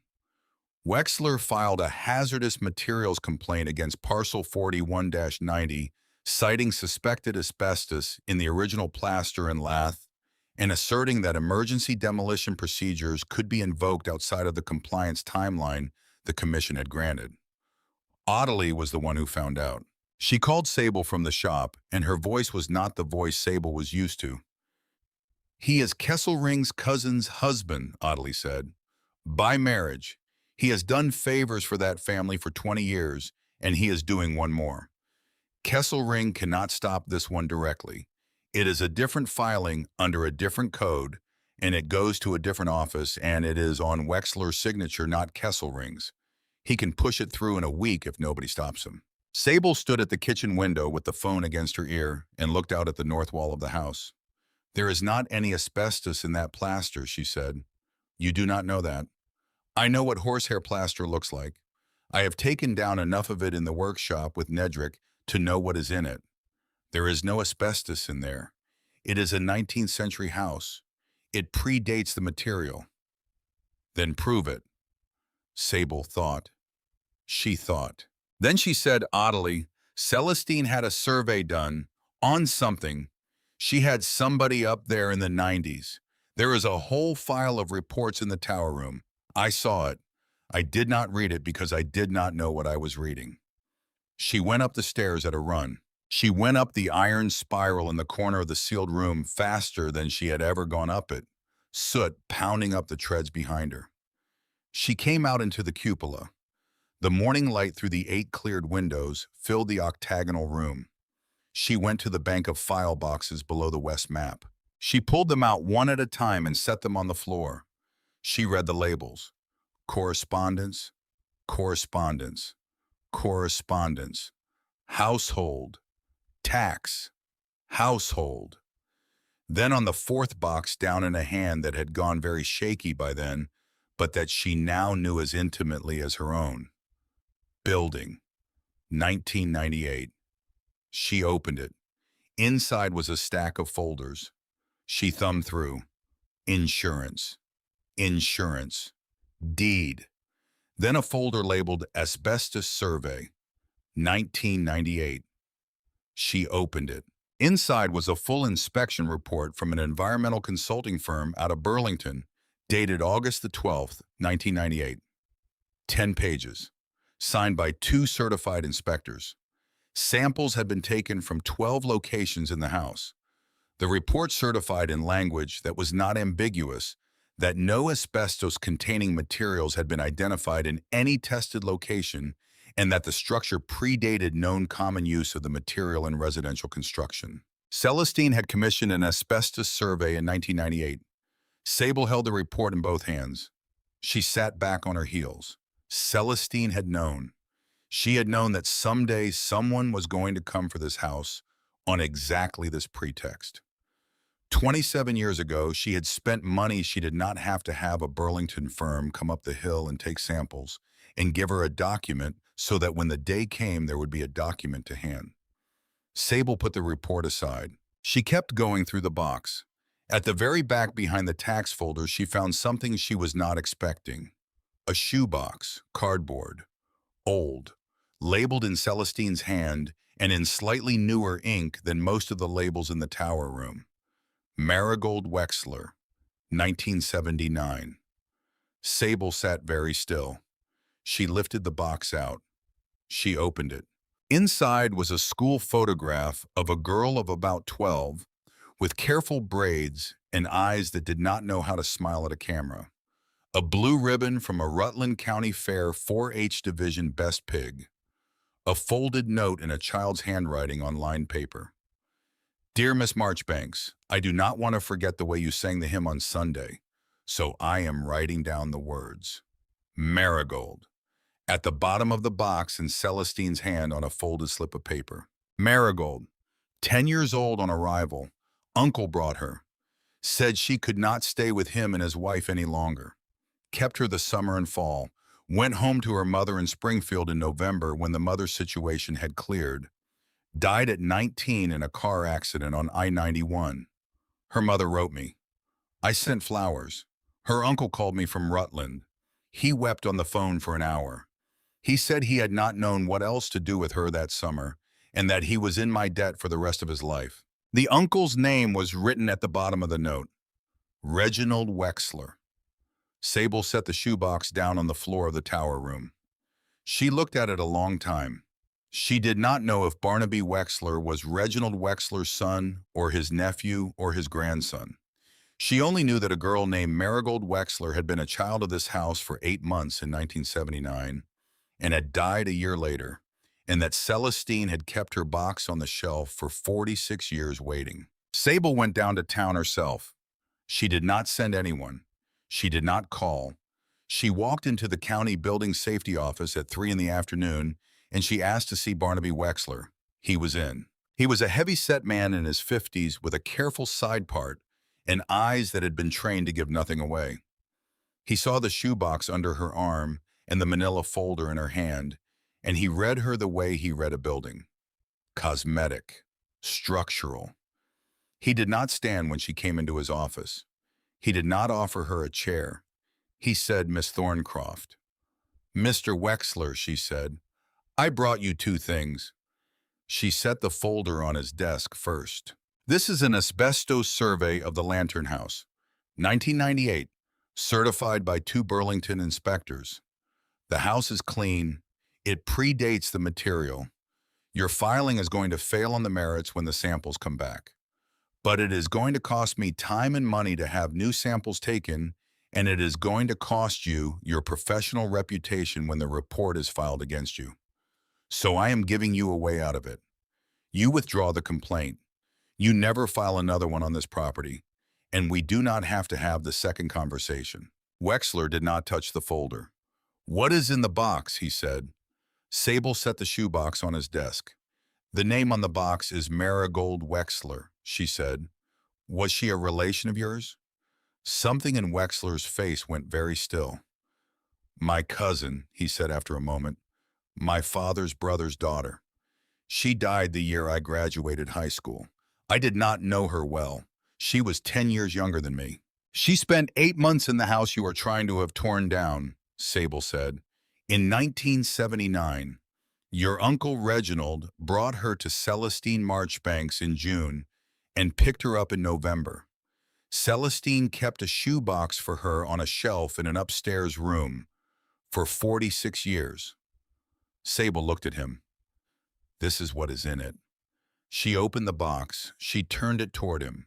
She took out the photograph and set it on his desk. She took out the 4H ribbon and set it beside the photograph. She unfolded the note and set it beside the ribbon. Wexler looked at the picture. He did not touch it. For a long moment, he did not move at all. Then his hand went out slowly and picked up the ribbon.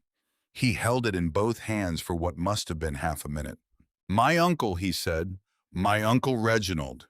He never once in the rest of his life was able to speak about the summer of '79. He would leave the room. My father used to say the summer of '79 was the summer Reg broke, and he would not say more than that." Wexler set the ribbon down carefully on the desk. "I did not know. I did not know what he did that summer. I did not know where she went." "He brought her here," Sable said. "He did not know what else to do. He wept on the phone with the old woman." "For an hour," Sable said. "She wrote it down." Wexler was quiet for a long time. He picked up the folder. He opened it. He looked at the asbestos survey. He turned the pages of it. He closed it. He set it on the corner of his desk. "I will withdraw the filing this afternoon," he said. "It should not have gone in. I let a favor for Family cloud what I am supposed to do. That is on me and not on Rutherford." "Thank you," Sable said. "You could have brought that survey by itself," he said. "You did not have to bring the box." "I brought the box," Sable said, "because your cousin belonged in that house for 8 months in 1979, and somebody kept her ribbon for 46 years, and it seemed to me that you ought to have it now. That is all. The box is yours. Whatever you do with the survey is up to you." She walked out. She did not look back. Behind her in the office, Barnaby Wexler picked up the school photograph of his 10-year-old cousin and held it in both hands and stayed like that for a long time. The complaint was withdrawn by close of business. The reconstruction took the winter. Rutherford Kesselring's crew came weekdays, structural, mechanical, electrical, slate work on the mansard, fresh copper on the plumbing run correctly this time, insulated all the way through. New wiring in the old walls, a new set of steps on the front laid in cut granite by Farrell Bosworth, and a mason from Rutland who had been a boy in the house in the summer of 1967 and who did not charge for his labor. On weekends, other people came. Redmond Vale rewired the outbuilding for a wood shop because Sable had said, half in passing, that a wood shop would be a good thing for the boys and girls who would come. Maribel Coyne cleaned. She refused to let anyone thank her. 2 women Sable had never met before came in March with cake pans and set up an entire industrial kitchen in the back on a shoestring because they said they had been in the house in different years and they had a plan to feed a lot of people for a long time and they were going to need a big kitchen to do it. Perpetua Slade took the legal end. She had spent 40 years navigating hospital administration. She knew her way through forms and licensing and the specific conversations that had to happen with the right people in the right order without escalation. Under her hand, the Lantern House became in law a chartered nonprofit residential program for aged-out youth with a board of directors, insurance, state licensing, and every piece of paperwork that Celestine had never been able to have. Sable signed the line as the one who would keep the door open. Ottilie signed as board treasurer. Kesselring signed nothing. He asked that his name appear on no document. He asked only that the back bedroom be preserved as it was. The tower room was clean but not emptied. Sable had insisted. The shelves stayed, the boxes stayed, the maps in the cupola stayed, the telescope stayed. The paint was scraped off the 8 cupola windows over the course of 2 weekends in April, panel by panel. On the last night, Sable climbed the iron stair and stood in the cupola and turned in a full slow circle. And Braxton lay below her, clear now on every side, from the depot to the church, to the roof of the annex, to the parking lot behind the copper kettle. And the lamp in the center of the cupola sent light down the hill in 8 directions at once. Down at the base of the hill, at the diner and the salvage yard, in the post office, people looked up. In April, they began coming back. She had spent all winter cross-referencing the ledger with the pins on the maps, working with Perpetua and Ottilie, by the fire in the kitchen, writing letters, making calls, following threads across 40 years in a dozen states. Some she found quickly, some through chains of connection that ran through 6 or 7 people. Some she could not find at all. Not all of the ones she could find were living. Not all who were living could travel. But on a Sunday in May, 37 of them came back to Coldstream Hill. They came through the repaired gate in 1s and 2s and small family groups. Gray-haired mostly, some with grown children beside them. They moved through the restored rooms with their hands touching the walls and the door frames and the repaired stair rail, the way you move through a place you have carried inside you for a long time and are now confirming from the outside. Sable had taken the boxes down from the shelves in the tower room and arranged them on the long butcher block table in the kitchen, sorted by decade. She had not opened any of them since the first night. They were not hers to open. She stood back and let people find their own. Rutherford Kesselring came late and came alone. He stood at the edge of the crowd for a long time. Then he moved into the center of the kitchen and Ottilie tapped a glass with a spoon and the room quieted. He did not have prepared remarks. He looked around the room and he said plainly, "My mother had a year she never talked about her whole life. Nobody in her family ever knew what it was. I did not know until the morning of the county hearing this past November. Sable Thorncroft told me. She could have used what she knew to stop me. She gave it to me instead. She said it was mine, that it had always been mine. My mother was one of yours. I am one of yours. I am done being ashamed of a year that was the kindest year of my mother's life. She deserved better than a son who was ashamed of how she survived. So did the woman who helped her survive it. I am not ashamed anymore, and I am not going anywhere." Nobody clapped. They did something quieter than that, which was that they moved. They came up to him, one at a time, and each of them said their year, and each of them shook his hand, and he shook back. And there was a great deal of not saying much for the rest of the afternoon, which was the correct response. That October, 1 year to the week from the auction, Ottilie came up Coldstream Hill in her truck at dusk with a boy in the passenger seat. The boy was 16, built along the lines of somebody who had been growing too fast without enough to eat. Sharp shoulders, a watchful stillness. He had a garbage bag over his shoulder. He was carrying it the way you carry something when you have learned that you look less like a target if you make it look like a choice. He had been sleeping behind the laundromat on Rood Street for 3 weeks. Somebody had told Ottilie. Ottilie had gone and gotten him and told him there was a place up the hill. He stood at the repaired gate and looked up at the Lantern House. The tower burned at the peak. The mansard sat clean and repaired. The wild rose on the north wall had been pruned back but not removed because Sable had said it was part of the house now, and she was not going to cut what had held on. The porch was straight. The front steps were cut granite laid last November by two men who had lived here as boys. "This the haunted house," the boy said. "That is what they used to call it," Sable said. She had come down the walk. "My name is Sable. The cat on the porch rail is Soot. He is mean to mice and decent to people who do not make sudden movements." The boy looked at the cat without changing his expression. "Elric," he said. He did not offer a last name for a beat. Then he said it anyway. "Vanderberg. Elric." "What's the deal?" he said. "Somebody kept the door open here for 60 years, Sable said in secret because she was afraid of the town. 12 years ago, she died and the door closed. A year ago, I paid $15 for the house and found her records upstairs. I am keeping the door open now. That is the deal." She looked at him. "You make your bed in the morning, and you do your dishes at night, and you show up to school whether you feel like it or not. That is the whole list. You are going to spend a while waiting for the catch. There is not one. That is just the part you have to stay long enough to believe." He looked at her a long time. Then he came through the gate. She put him in the back bedroom. The one where the roof had let in a coin of sky the day she moved in. The one where Rutherford Kesselring had drawn his first breath in the spring of 1963. The one where Perpetua Slade had slept in the winter of 1966.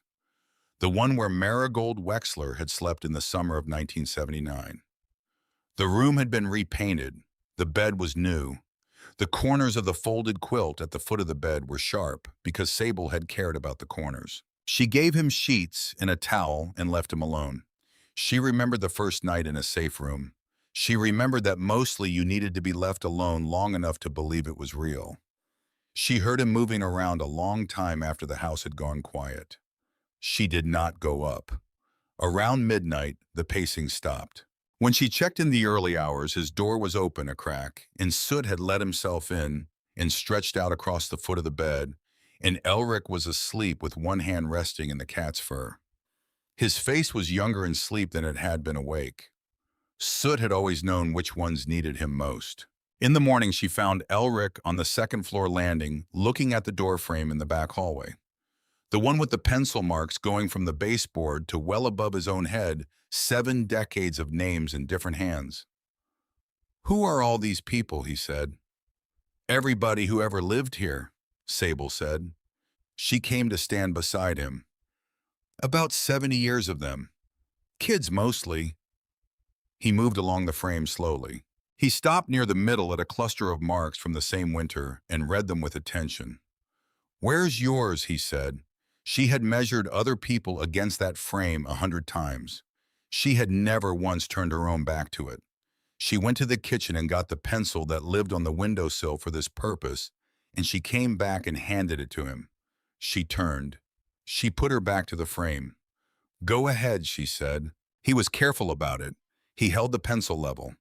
He wrote Sable and the year in his own careful printing, and he made the line straight.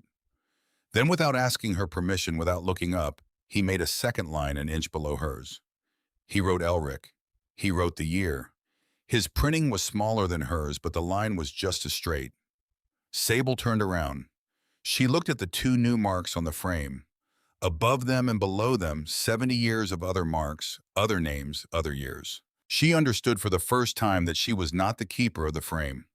She was part of it. She had been part of it from the day she raised her hand in the county annex and paid $15 for a house with a broken gate and a cat in the window and a sealed room upstairs full of a dead woman's careful love.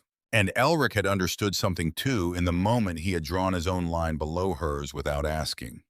He had understood that the frame was not just her mark, that she had put herself into it in front of him for a reason, that the reason was so he would know he was allowed to. He looked at her line, then at his, then at all the others. Something in his shoulders came down almost imperceptibly. The physical release of a posture held too long by someone who has been waiting for the room to get harder and has been wrong. He was a long way from trusting it. She had been too. She did not tell him that.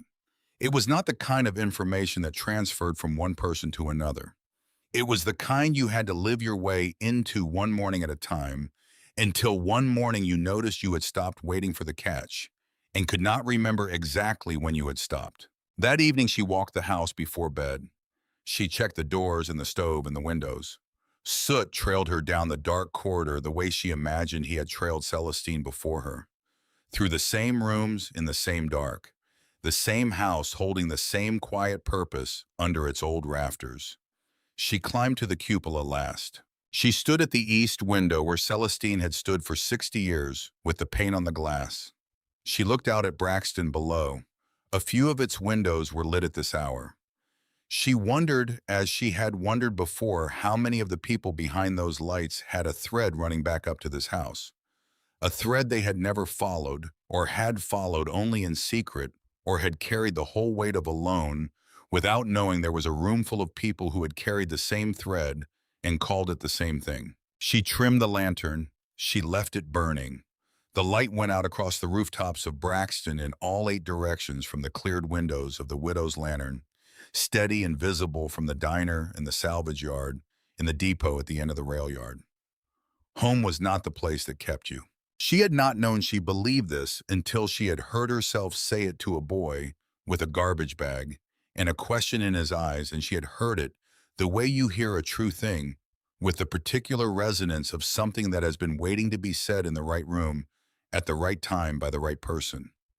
It was the place you decided to keep. She left the lamp burning, and she went down to bed in her house on the hill, and the light held through the night the way it does when someone has made up their mind to keep it there. Steady, visible from below. A thing the town of Braxton had learned again to look up at, which was all it had ever needed to be.